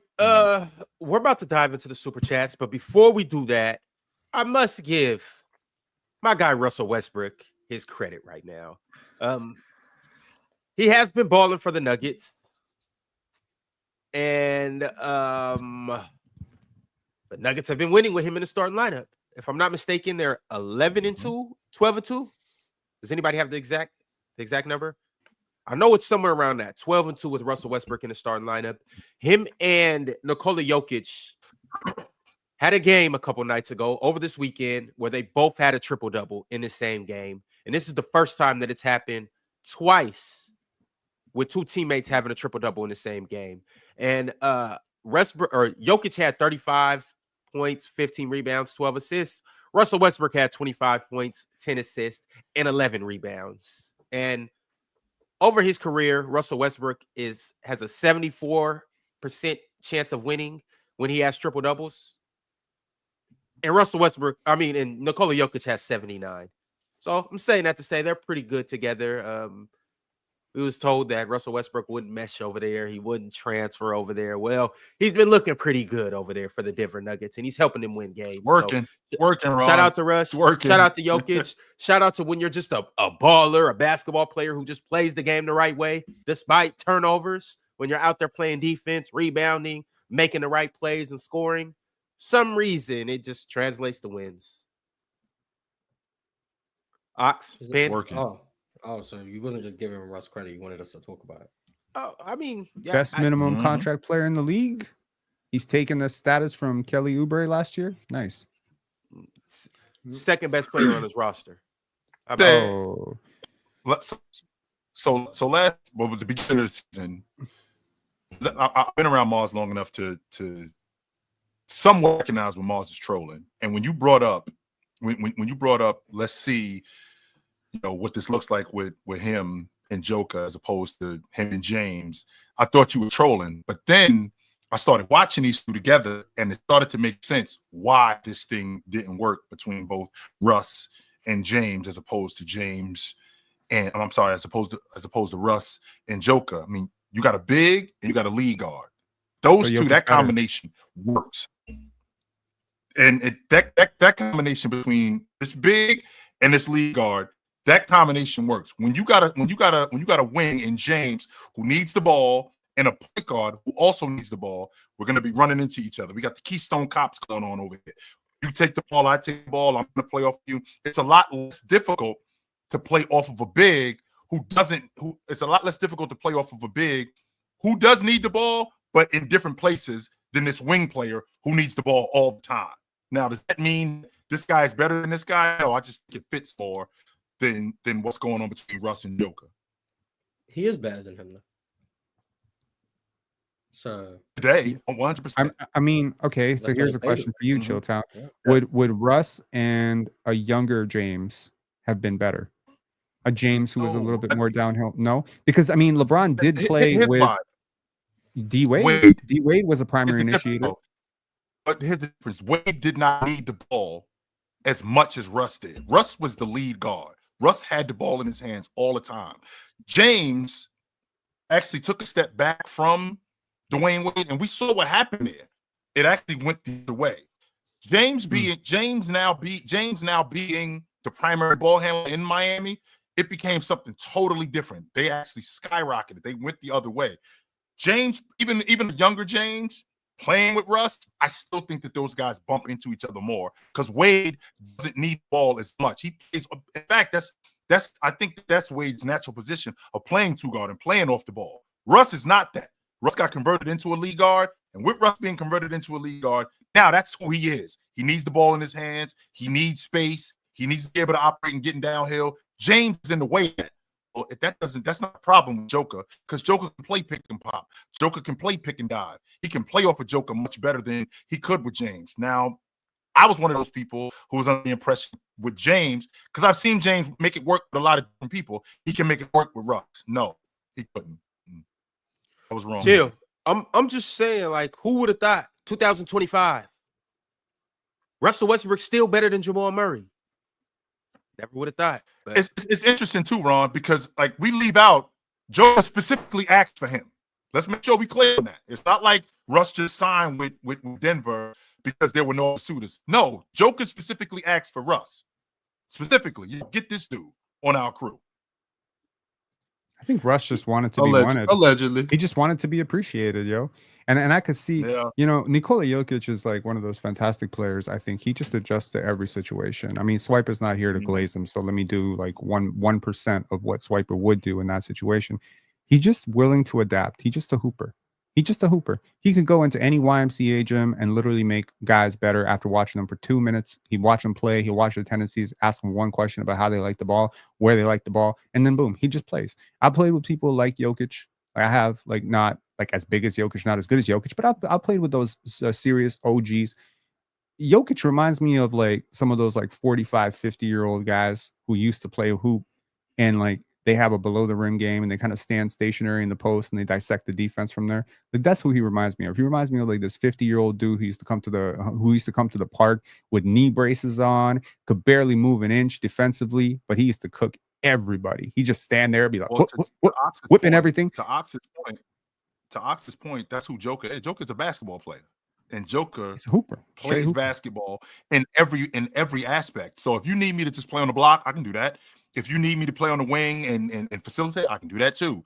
If you need me to facilitate the offense with the ball, you need me to play off the ball, I can do all of those things. That's what I feel like that's what makes Joker so unique as a big.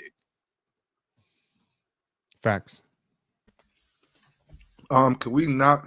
I hear you, Ron. Can we just?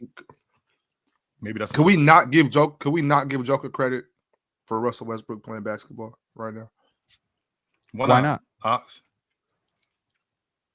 To me, why not? Because he's saying Russ should get credit for being good. Yeah, I mean Russ, because Russ is actually balling right now. Oh, a lot of it 100%. A lot of it has nothing to do with Jokic. No, it does. That's a fact. Some of it does. And I said a lot of it. I didn't say none of it. Yeah, I said it has nothing to do with Jokic. I said a lot of it has to do with Russ being who Russ is. Tenacious, super aggressive, you know what I'm saying? Over the top, you know what I'm saying? Cutting, playing hard. That's Jokic didn't put a battery pack in Russell Westbrook's bag. This is we know how Russell Westbrook plays basketball. And this is how Russell Westbrook plays basketball. Now I said what I said. I didn't think it was going to work 100%. But it's 2 months later, and Russ is looking like he looked, a couple years ago. Russ does not look washed. Russ is playing hard. Still turnovers. Still some turnovers, but he's looking like what Russell Westbrook is supposed to look like. You know what I'm saying? So let's not act like Jokic is responsible for this. Please, let's not do that for a second. I'm not. Let's get Jokic out of this and express that that if anything, Russell Westbrook is turning him up. Not statistically. Not statistically. I'm just saying he looks like Russell. I mean, Jokic is a baller, so I'm not saying he's making Jokic better. That's the thing though. That's the thing. He's not making Jokic better. I'm saying the energy wise, you know what I'm saying? I'm saying the damn, okay, we balling. Y'all know how it is. You know how it is. You know how it is when you play with somebody and it's like, okay, I got me one. Like, let's go. I think Jokic sees that with Russ and he like, cool, I got a dog. Let's play ball. You know what I'm saying? Like, Jokic is not responsible for Russell Westbrook's basketball abilities.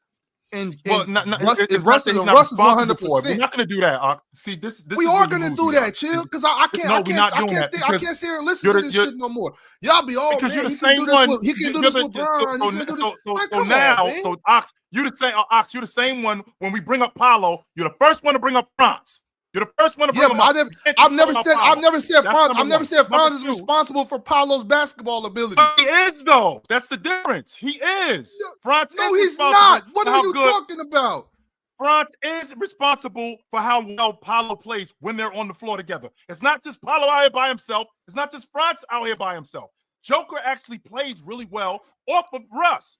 Russ plays really well off of Joker. That's not negating who Russ is as a ball player. We're not doing that. No. But what I am saying, this is the same Russ who was with the Clippers last year, who we all thought was washed, we thought he was washed. It's the same Russ who was in with the Lakers, who everybody thought that he was awful. He's now playing with a guy who he plays better off of. You know that. Both LA. Oh, I'm not. The whole city of LA turned his back on him. AD got hurt. Bron got hurt. They was hurt, and then Russ got the blame for that. Now, when I talk about Russell Westbrook, I talk about Russell Westbrook being an airhead in critical moments. I talk about Russell Westbrook throwing the ball into the stands in critical moments. That's what I talk about. I never say Russell Westbrook doesn't play hard. I never say Russell Westbrook isn't a good basketball player. None of that. You've never once heard me say that. I just think that he makes too many bonehead mistakes. Now, what I refuse to do is sit here and allow you to give Jokic credit for Russell Westbrook playing good basketball. That's what I'm not going to sit here and listen to. Why can't we do that? I'm also not going to let you tell the people that I think Franz Wagner is responsible for Paolo Banchero being a good basketball player, because I don't. I think the issue is this was meant to be a segment. Is though he's coaching him from the bench. 90% of the segment was just about how Jokic is doing a better job than LeBron did. That's what 90% of the segment turned into. It was like we barely even spoke about Russ. We barely spoke about what Russ is doing well. It was just like, well, Jokic is getting the most out of Russ when LeBron couldn't, and that's because Jokic does this, this, and this. It's like, well, we haven't even spoke about Russ. Like the segment was meant to be praising Russ, and we just started praising Jokic.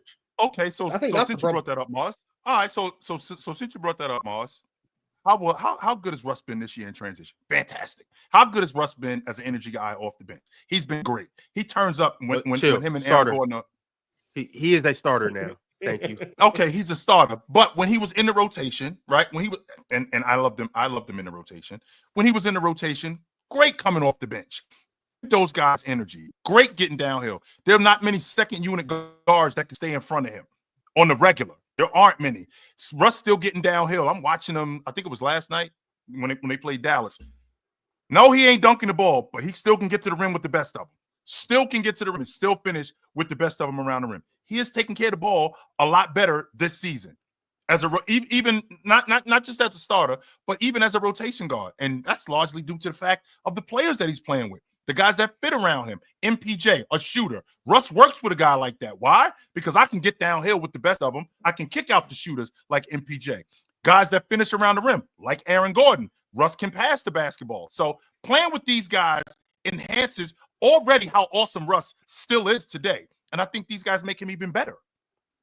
There we go. See, that was easy. Yeah, that's cool. And I also want to make sure that I say, and y'all all heard me say this multiple times.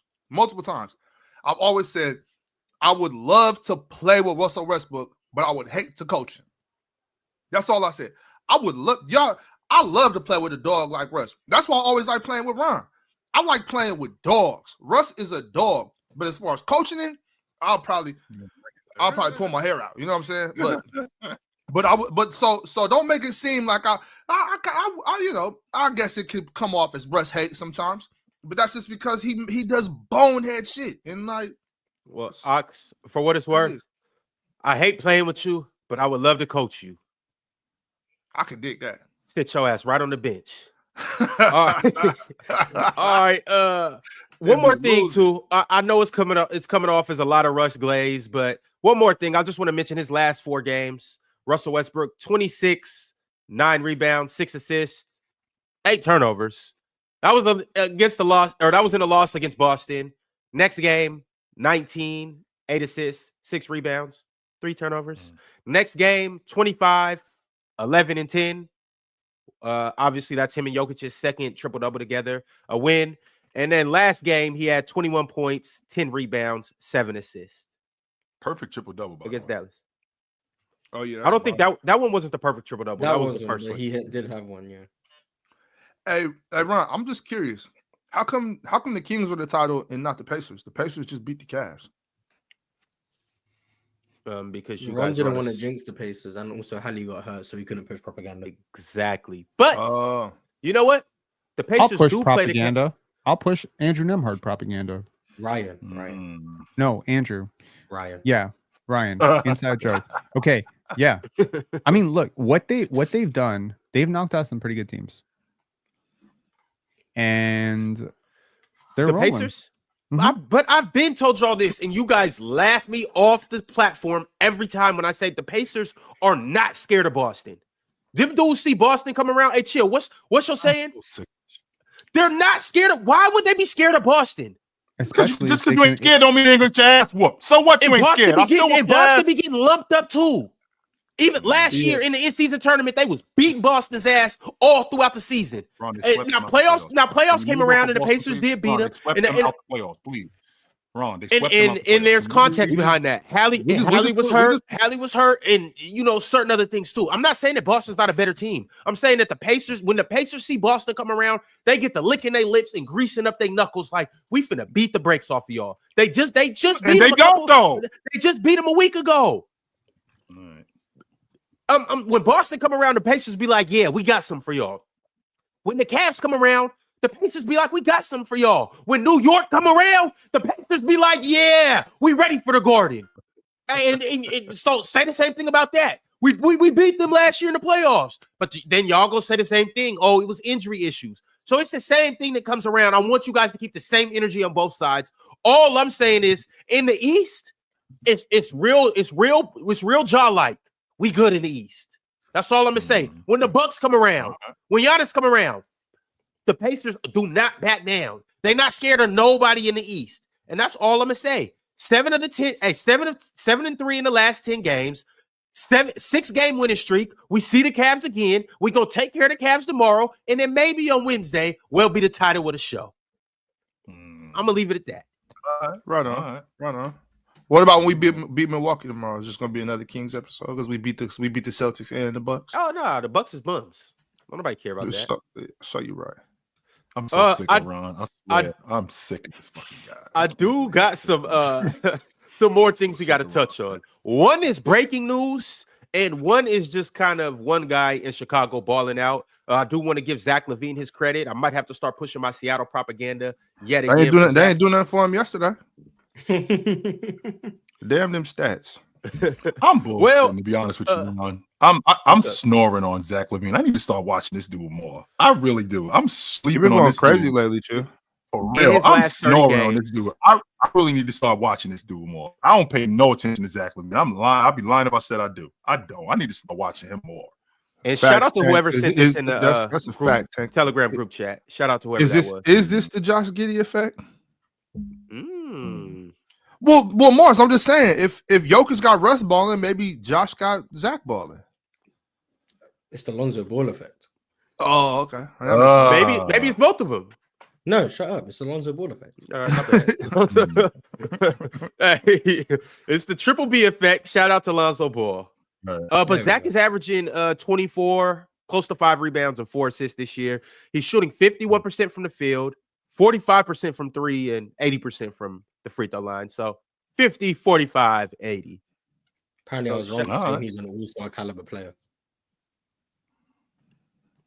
Crazy. I just gotta start watching him more. I gotta start paying more attention. I was never. I do. All right, y'all. Well, shout out to Zach, and also Mars wanted to give Lonzo Ball credit. Well, I want to give LeVar and LiAngelo Ball credit because, y'all, we got breaking news. LiAngelo Ball has officially crossed into the realm of being a successful rapper. Stams just tweeted and let us all know that LiAngelo Ball has signed a deal with Def Jam and Universal Music Group, baby. Let's go. He getting that bag. $13 million with $8 million guaranteed as a rapper. And it gives Ball full ownership of the group, his own record label, Born to Ball Music, baby. Let's go. Hey, LeVar is 3 for 3. Yo, he's shooting 100% from the 3-point line. Okay. All right. That's hilarious. How you swerve and bend that career corner. All right. Hey man, I never went ahead on the young brother getting money. I never went ahead on that. But God, this is crazy. So I know one thing. I know who we bumping PC weekend when that album dropped. That's all I know. You feel me?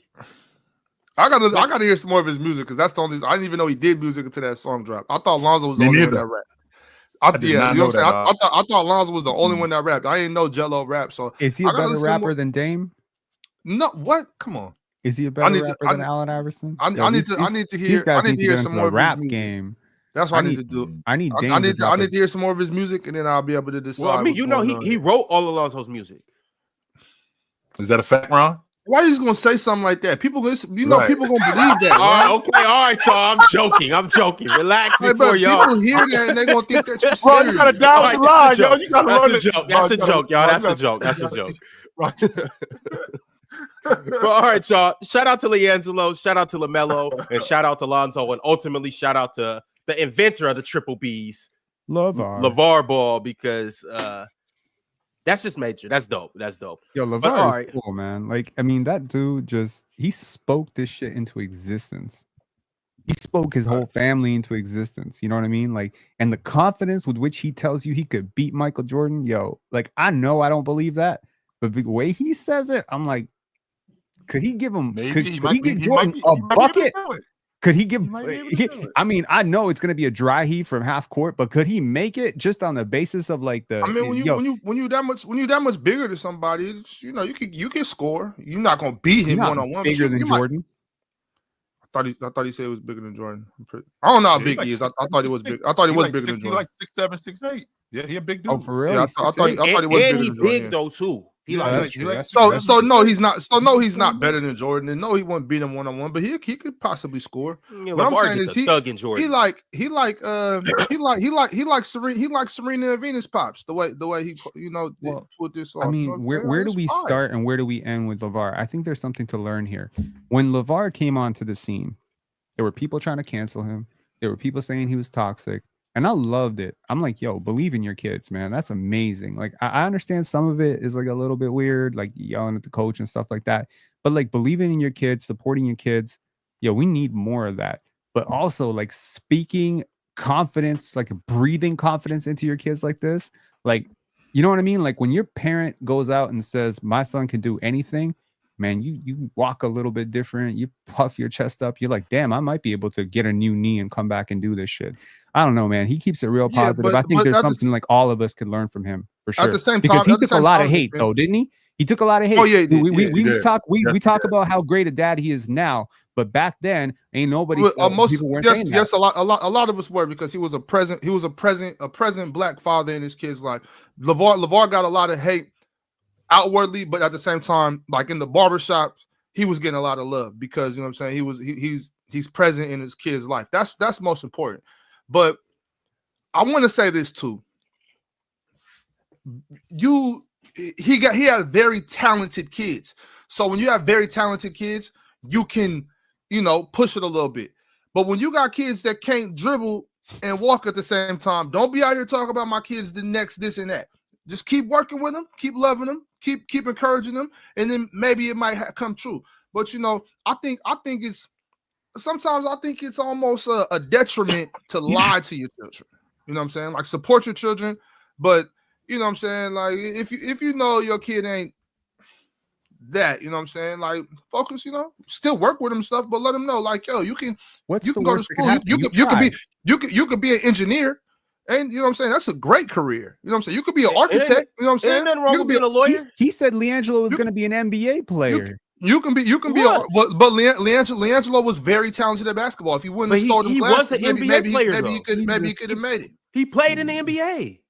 You know what I'm saying? So all I'm saying is there's nothing wrong with being an architect. That is a hell of a career. Okay, but if LiAngelo was his only kid, LiAngelo would be a success story. He played in the NBA. I just don't subscribe to that logic. True. I mean, I don't think people understand the odds of making it to the NBA. I really don't. I feel like they're really low. They are insanely low, especially for guys who are not 7 feet tall. Know what I mean? Yep. Yeah. I can dig that. So what I'm saying is, like he took 3 sons, none of which, and while we are saluting fathers, there's a lot of fathers that deserve a lot of credit. OG's father deserves a lot of credit. A lot of credit. If you think about it, there's a lot of fathers who deserve credit. Another father who deserves credit, Jalen Williams' father. Another father deserves a lot of credit. Me. Give me a lot of credit. That's what I'm talking about. If we being honest, Ox, that's exactly what I'm talking about. Like these people, when LeVar Ball came on the scene with his boys, people are talking to him about, how he's raising his kids and how stern he is with his kids. Just so you know, where were you at when LeVar Ball, or not LeVar, I'm sorry, when these 3 boys needed a place to sleep? You didn't care where they slept. He did, though. Where were you at when them boys needed to eat? You didn't care if they ate or not. He did, though. What about when they needed a roof over their head? You wasn't around. He was, though. He took care of that. When they needed shoes, you wasn't around. He was, though. He took care of that. Teaching them how to be men, showing them how to be men. You wasn't around, and look what we got. We don't have dudes that's in the penitentiary, that's out here running around doing all kinds of wild stuff. And Pops got Jello straightened out. Yes, he did. He got him straightened out because he was going the other way. He got him straightened out. But I don't subscribe to that logic when I hear people, yo, you need to be doing this, you need to be doing that with your son. You weren't around when this dude was taking care of his boys. So shut up. Facts. All right, y'all. We got to get into these super chats. So let's go ahead and do it. Shout out to everybody that's watching. Make sure you like the video. Make sure you subscribe. Keep going in the comment section and become a member as well. Salute to everybody that's watching on Twitter/X. And salute to everybody that's become a member today. Also, this show is brought to you by the good guys at PrizePicks. Thank you. Jetson Randall became a YouTube member today. Shout out to Jetson. Nick Dims sent through a super chat, and this is what Nick Dims had to say. Who are some lesser-known players in NBA history that would flourish in the league today? I think Derek McKee would be awesome in today's game. Flip Murray. Hey, you know who would be nice today, Ron? Who? I hate it when this happens. I always forget my man's name. The big from Milwaukee. Light-skinned dude, tall, like John Henson. Thanks, Morris. John Henson to be dope today. Yo, I used to love John Henson. He'd be so nasty today. Sean Higgins would be nice today too. Shout out Sean Higgins. Sean Higgins was nice then. Hey, a 6'9" sniper. Fresh Boy Swag said, "Pin, why do you use AI for your thumbnails? ? Do you know the damage it has on independent artists? On top of the environmental damage." Shout out Jonathan Isaac. Yo, so first of all, thank you for the compliment. But you dumb as hell if you think I use AI. I've never used AI for a single thumbnail in my life. Not once, not ever. No AI voice, nothing. I design every single thumbnail myself. I have proof of all of them. If you want to come at me, come at me. But I've never used AI for anything. Bro. I honestly, I'm behind on the AI shit. I really don't know much about AI. So environmental damage.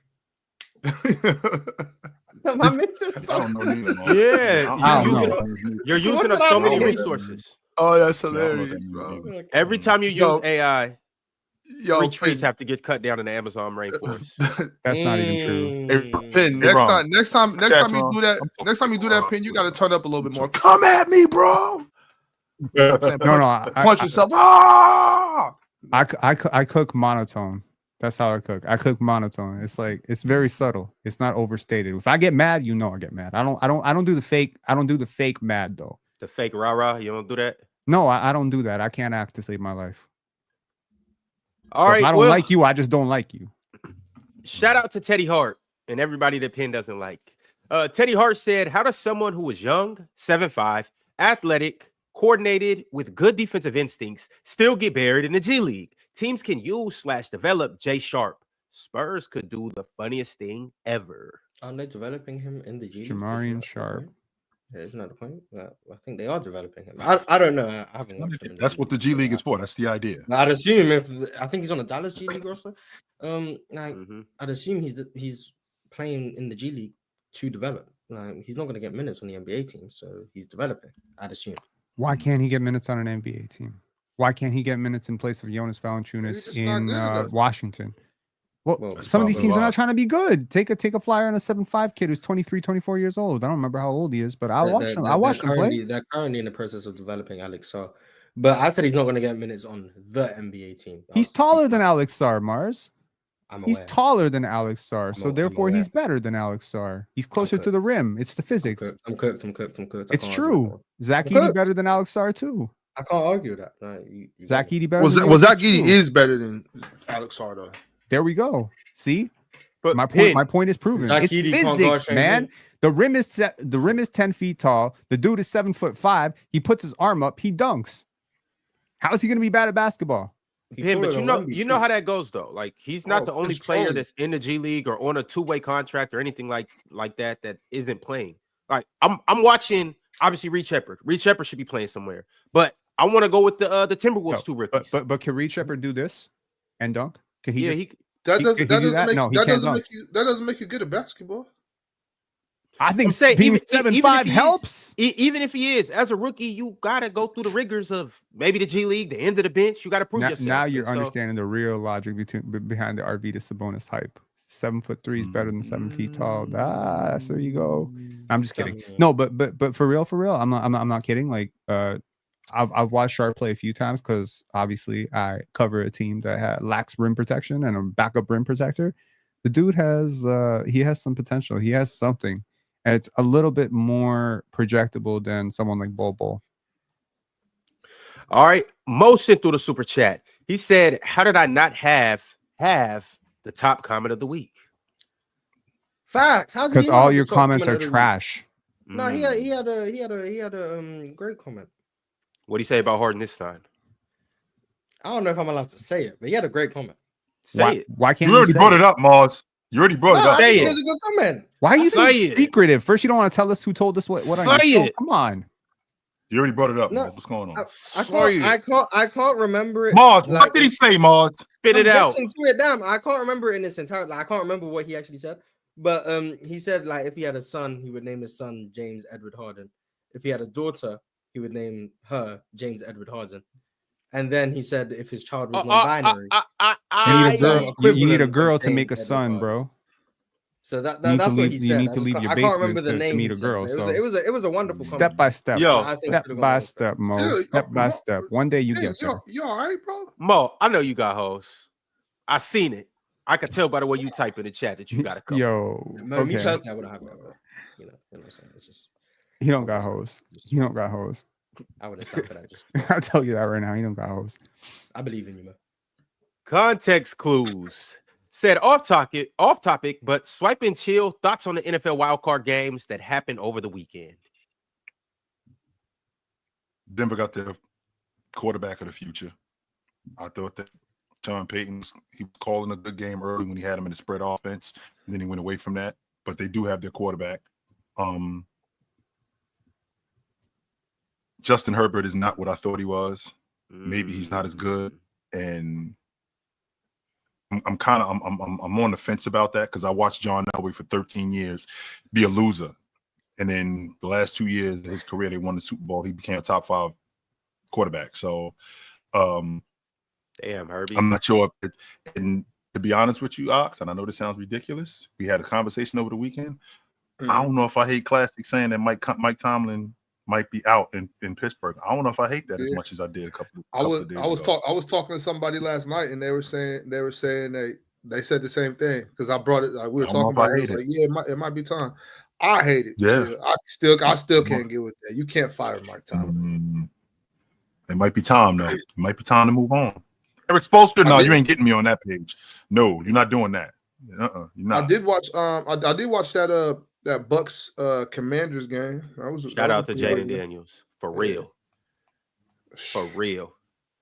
Shout out to Jaden Daniels. Yo, Ox. What? Did you see that one the play? He almost got sacked. How he backpedaled and exploded through like that. Yo, that boy got Jaden talent. Nice. I think he's the only rookie quarterback to win on the road in the first round. That's what's up. So shout out Jaden. Tank Jones has been a member for 14 months. He said, Russ FC, we won the war. Doubters, stay over there. Stay way over there. I hope it translates to the playoffs. If you get to the playoffs and the Russ is unplayable, it's gonna be tough. Yeah, it's January 13th. The war's not over. Yes, it is not. We are in the middle of it, as a matter of fact. In fact, I'm not really sure how I'm not really sure how quickly it started. So go ahead, Ron. I'm just mad that Mike Malone came so far on this side of the fence this quick because my man could have got 6th man of the year. He could have upped that trophy room case, but it's all good. Maybe next year. PK De Niro said, question for OG. After yesterday's almost win against the Celtics, what does the Pels future look like? Also, thoughts on Javonte Green for the Pels. You talk a little bit. Mars turned me on to this kid. Yeah, we did. Mars turned me on to this kid, Misi, and I really like him. But I think that they selling. That's what it is more than anything. I think that they selling, and I think it's time to start over in New Orleans. That's what I think it is. So, all right. Who got that construction going on? Jamaica's Ross Glott choice. Pick through a member's chat. The landscapers outside. I'm sorry. Jamaica's Ross Glott choice said, do a King of the Hill segment with 2K's backup point guard. What does that mean? Backup point guards on 2Ks? Yeah, I guess from like, I don't know, you probably start with the lowest overall backup point guard and you just see like who ends up winning at the end. I think that's probably what he would mean by that.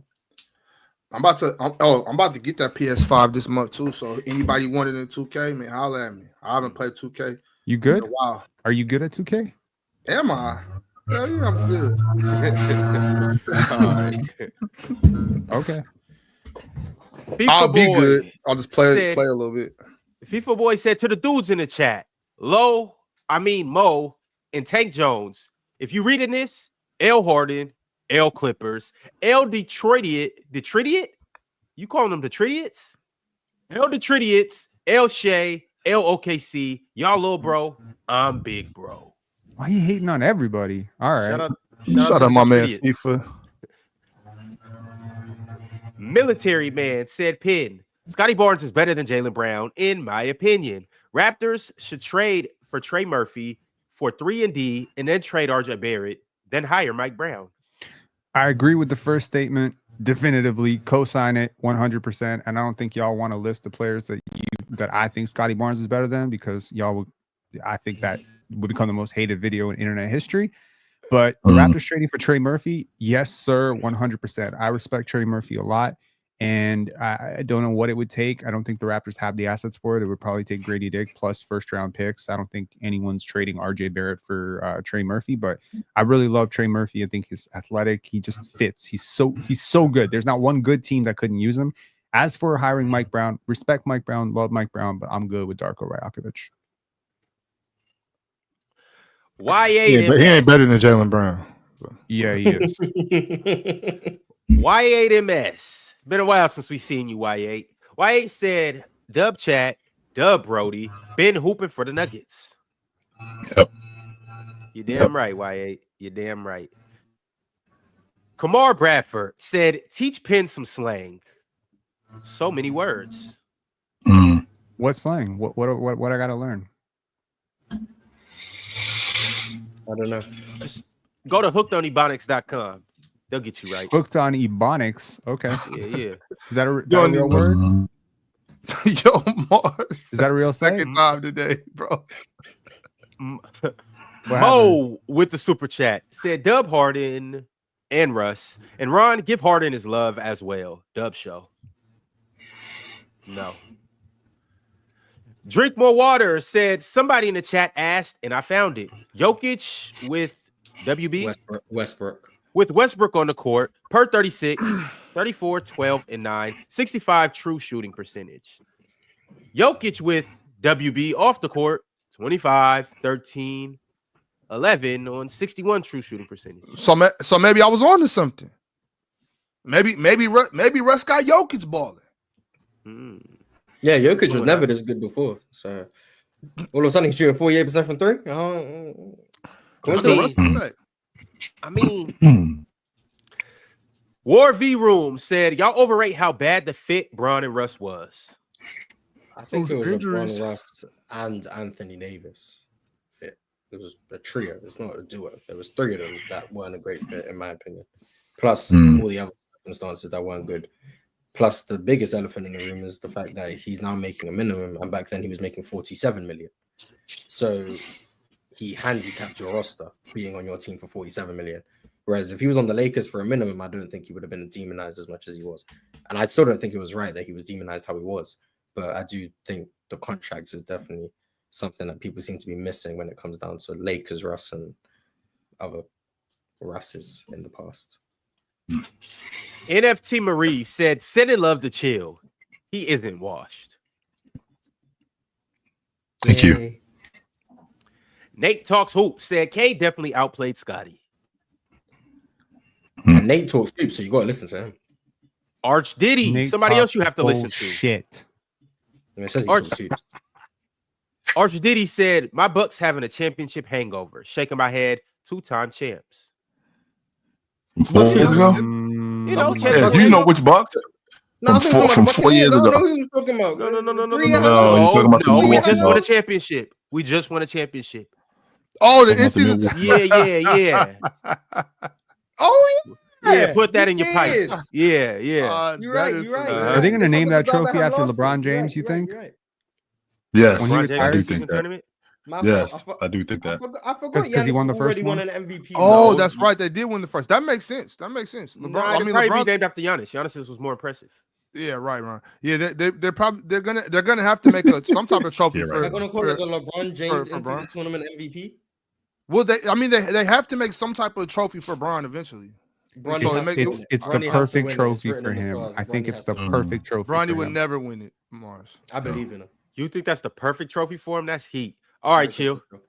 See y'all tomorrow, yo. All right. Joe. You know what? Well, I you know guess what this is they a should good start time doing to get into. is- What's up? It's so they already give you the Eastern Conference and Western Conference Finals, right? But that's for winning. They should give an award to the person that actually loses in the finals, like the runner-up award, has the and best that stats. should be the LeBron James. The LeBron James with good stats but lost. Yeah. The LeBron James runner-up finals. You didn't have enough help awards. Yeah, Okay, I think I'm gonna die. Yo, that might be the funniest shit ever. That'd be dope. That'd be so fire. I'm here for that awards. And people Could take they- it serious too. People will What's validate that what's the finals trophy called right now? the Bill That's Russell the kind Bill of Russell. MVP. Damn, they should change it to the. They should not change the- it to the you're talking Michael about Jordan LeBron, right? Trophy. They should change it to the Michael Jordan Trophy.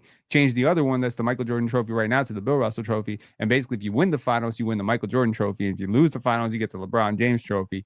If that was ever an end to the GOAT debate, that ends the GOAT debate right That there. would be dope. That's I think hilarious. because a lot of times people, Considering a lot Bill of times people forget. Like a lot of times people forget. Like man, who are they playing? That they always remember who won. Because a lot of times they forget who lost. I think they should We they never should put that forget down and give them because they have the LeBron That'd James be dope. Trophy. They will Facts, never facts, forget yeah. who lost. It's like 5 LeBron James trophies might be the worst thing. It's like, yo, can this dude make it to the Hall of Fame? Hell no, he got 3 LeBron James trophies. He's not making to the Hall of No, Fame. that's not for hate. No, it's supposed to big up the. Yes, the runner-up, Ox is bro. trying to show You- love and Ken just using it to push agendas. It's crazy. Yeah, He's that's trying to not show love cool, to the man. losers. Come on, Yeah, bro. I'm with you, Ox. Football CF Candy said, Bulls, please tank for Cooper Flag / Harper. It's painful. You got Lonzo Ball and Nikola Vucevic. She'll be all right. Rod said, Penn need to stop lying on Cade's defense. And you need to start watching basketball. Stop G consuming basketball in your parlays and your freaking TikToks. G sent through a super chat. G said, Mr. Flag had 42 ACC freshman record. Yo, this dude is entering some very uncomfortable conversations right now. Very uncomfortable. What you mean he's entering uncomfortable conversations? You just said on Friday that the boy Kevin Garnett, He said KG and Kawhi. he's Yeah, I entering did. uncomfortable conversations. He smacked that in the middle of the conversation now. Yo, He been he here. is a year young for his class, and he's got a 14 box plus minus. Do you know how many players have ever done that at college level? At What was Michael Beasley's box plus minus? It was around there. Kobe, But he was a Kobe year would have older. did it. He was a LeBron year would have older. did it. KG would have did it. We can go with a whole Moses Malone would have did it. A bunch of other guys would have did it had they went to college. Michael Beasley I don't did think it so. No, anyway. 14 box plus minus is hard, man. Kobe at 17 going to college. Are you crazy? Kobe would have had like a 3 or a 2. What I'm saying His is game what I'm was saying is far away. I do to your point though. Kobe at 17 was better than Cooper Flag. I'm willing to say that I think Mike he Beasley at wasn't. K-State was more impressive. No, he wasn't. than No, he Cooper Flag, wasn't. dude. Kobe Bryant was not better than Cooper Flag at 17. Let's not cap here. Kobe was amazing, but he's not I said better Mike than Beasley. I said Michael Beasley. I Michael said Beasley Kobe was You're Bryant. cooking. Oh, Michael Beasley better than Cooper Flag in college. You're cooking. Yeah, for sure. Okay, Michael Beasley at Kansas State clears Cooper Flag a dude. For sure. Yeah, I don't know about clear. They were both very, very good. And Beasley went number 2. I believed in Michael Beasley. I did. I just, some shit I happened. still do. I still believe he's only 37. You still? We got time. He's Okay. only 37. There's a redemption at some point. Mike Beasley ain't 37. 36. Yo, Mars. He I can't think be he's like got 35. I think he's 35, 36. Yeah, 35. Oh, he got even 30. more time. Regardless, He just the turned point he 36. making- He just turned 36 4 days ago. I Okay, believe yeah, in you. 36. Okay, yeah. No, We winning. We gonna make the Hall of Fame too because of what we do. No, I mean uncomfortable conversations as one of the 3 to 4 basketball. best 17-year-olds ever. Like that. Type My of thing, uncomfortable Penny, I don't care. Nobody care how good you was at 17. Let's just wait for him to get to the league, and you know what I'm saying. See Sure. how it goes. I mean, he's 18 now, so he's old. Well, yeah, but that's what I'm He's saying. expired. He's past his I prime. was just talking about this the other day. Like we always hyping up like the young. Just wait till they get there. You know what I mean? Yeah, Like, but you understand that doing certain things like Ox, you were a hooper. How much did you grow from 17 Allegedly. to 18? how Allegedly, you were. much did I grow? Like Yeah, tall? I don't mean in height, but I mean just your game. Your game expands so rapidly month to month. Yeah, I got when stronger. you're- I got stronger. But Facts. I mean, so the fact I was that- not. I mean, from 17 to 18, I was pretty much the same. But like when I got like 19, yeah. So yeah, it got stronger, got better. Yeah, for sure. I feel you, Pin. I'm with you on that. Like when you Yeah, get like- older, you should get better. Yeah. It's not just older. It's like there's a certain place in your career between 16 and 23, 24, 25 where there's like a rapid jump, right? And what I'm saying is when you're projecting a player, whether that be in hindsight like LeBron or Michael or whatever, you got to look at it from the perspective of, has that jump happened? What could that jump look like? Where is he at right now? I don't think that jump has even happened for Cooper right now. And he's this good. I don't think that jump has happened. And I'm saying that jump could happen 2-3 years from now, and we could be talking about we can also MVP candidate. We can also, and I don't think this is going to happen with Cooper. But the only reason I'm saying like let's hold on is because we've seen dudes not get better. Yeah, but those dudes had some red flags. I mean, I guess so. Athleticism red flags, defense red flags, utility red flags, upside red flags. They were just stronger, bigger, you know, than a lot of dudes. I don't think he's just stronger, bigger than everybody. I don't think that's it. I think he's outthinking the game. I'm not. You don't got to convince me on Cooper Flag. I'm sold already. I've been sold. I'm just saying, like we've seen dudes not get better. One thing I do know, y'all be hyping the shit out of Cooper Flag. I knew you was gonna say that. Oh my Ron. goodness, God, he's nice, Ron. He's Cooper really is how many nice. games you watch, Ron? Holy but shit! The KG Kawhi shit, that was too much for me. I'm saying like that was just way too much for me. But okay, Cooper probably gonna go number one. Cool, but like in the last 10 years, Cooper might, if we were just to put all the number one picks in the pot and shake it up and put it out there, Cooper will probably go like 7, maybe 8. And we didn't hype the rest of these guys like this. A little bit, but Cade was hyped, Zion was hyped, RJ was hyped. And I don't know off hyped, the top of my head. all I'm of just them. saying, like, Wemby deserved to be hyped. Well, Ron, you the last 10 begins with Cat. So Cat Ben Simmons. He doesn't go number one over Cat. He doesn't. Cat Ben Simmons, Markel. He doesn't go over Ben Simmons either. He doesn't go over Ben Simmons either. Ron, but you got to understand, Ron. We got a white boy from Maine that's been killing for like the past 2-3 years. I don't even want to. You gotta hype. I just want to talk about game. I just want to talk. No, because we're just talking about you. brought up the hype he's getting. When you a European American from Maine and you balling like this, you know what I'm saying? You got to get hype. Cooper European? He's a European American. Okay, I don't think I've ever been high on a. I can't remember the last time I was high on a white American player. I was low on Adam Morrison. I was low on Walker Kessler. I was low. I've been low on all of them. Shout out Spokane. I have literally. I don't remember a single one that I can honestly think of. And in fact, I was kind of low on Grady Dick coming out of Kansas too. So I'm like, shit. Like I'm just low on white American basketball players. I was low on Caitlin Clark. I was trying to push my Juju Watkins is better than her agenda 2 years ago. That's true though. It could be true, but really, there's only 2 white American players that I've actually supported: Paige Beckers, Cooper Flag. Those are only 2 that I'm like, damn, that's legit. That's cold. I can't deny that. So I don't know, man. I was doubting Cooper early. I was doing that Franz Paolo thing that Ox do. Like, you know, Cooper's nice, but AJ DeBounce is better. So and so is better. This guy give him business. But I cannot deny what I've seen from Cooper this year. I mean, the growth has been incredible. But I will say this also: there's another kid playing on his team, Kaman Maluach, who's great. Watch him play. He got. I mean, it's Stu. He got what's his name? Con Kneppel. Kneppel, nice too. Yeah. Yeah, Lorna. Shout out to Dougie McBuckets. Kareem NYK 2001 said, "Chill with chill hates the Knicks. Knicks in 6 dynasty." What is he talking about? You guys what is he talking about? How dare you hate the Knicks? Okay, man.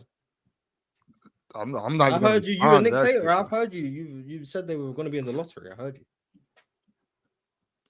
Oh, all right. Well, y'all go watch that last episode of Chill with Chill and see how much we hated on the Knicks.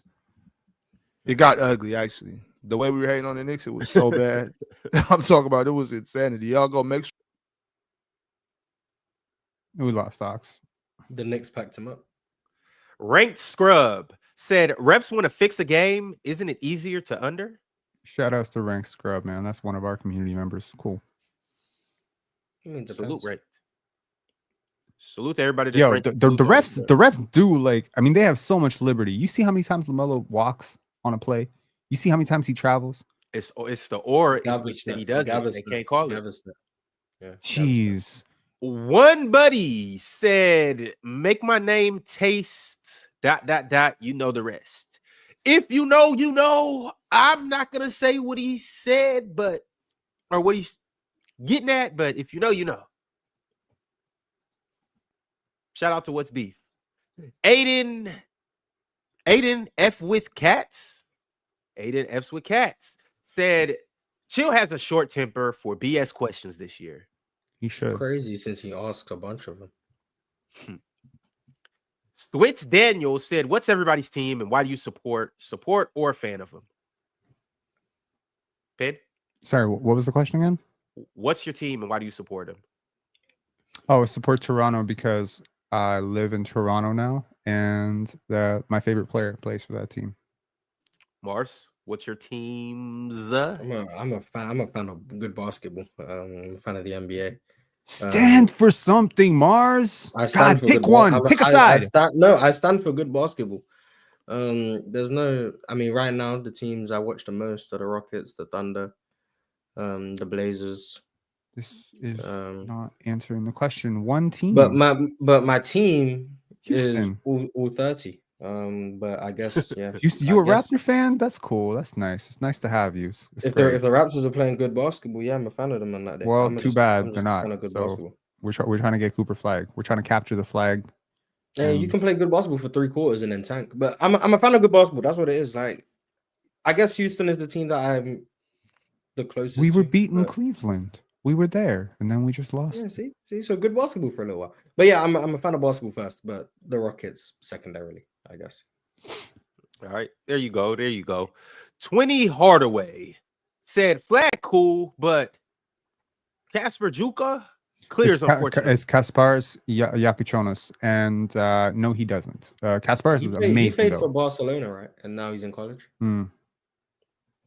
Yeah, y'all hyping Casper too, but yeah, right. I do gotta watch him play a little more though. Who are they not hyping? Who are they not hyping? The Demon guy that he be glazing for sure. Not Demon. Yeah, they're not hyping Ace Bailey up enough either. I'd have to because he doesn't deserve this hype at all. Any of it. I believe he does. Yeah, but that's because you're wrong. So it's fine. Okay, I can say y'all wrong about Casper and Cooper. I ain't praise him. I ain't saying anything. No, I said y'all. I didn't say you. I said y'all. You are wrong about Ace Bailey though. So, sure. Hey, all right. 20 Hardaway said, Jackson Williams said, Penn, tell everybody they ain't watching. Maybe that's why ratings are down. He's the only one that watches.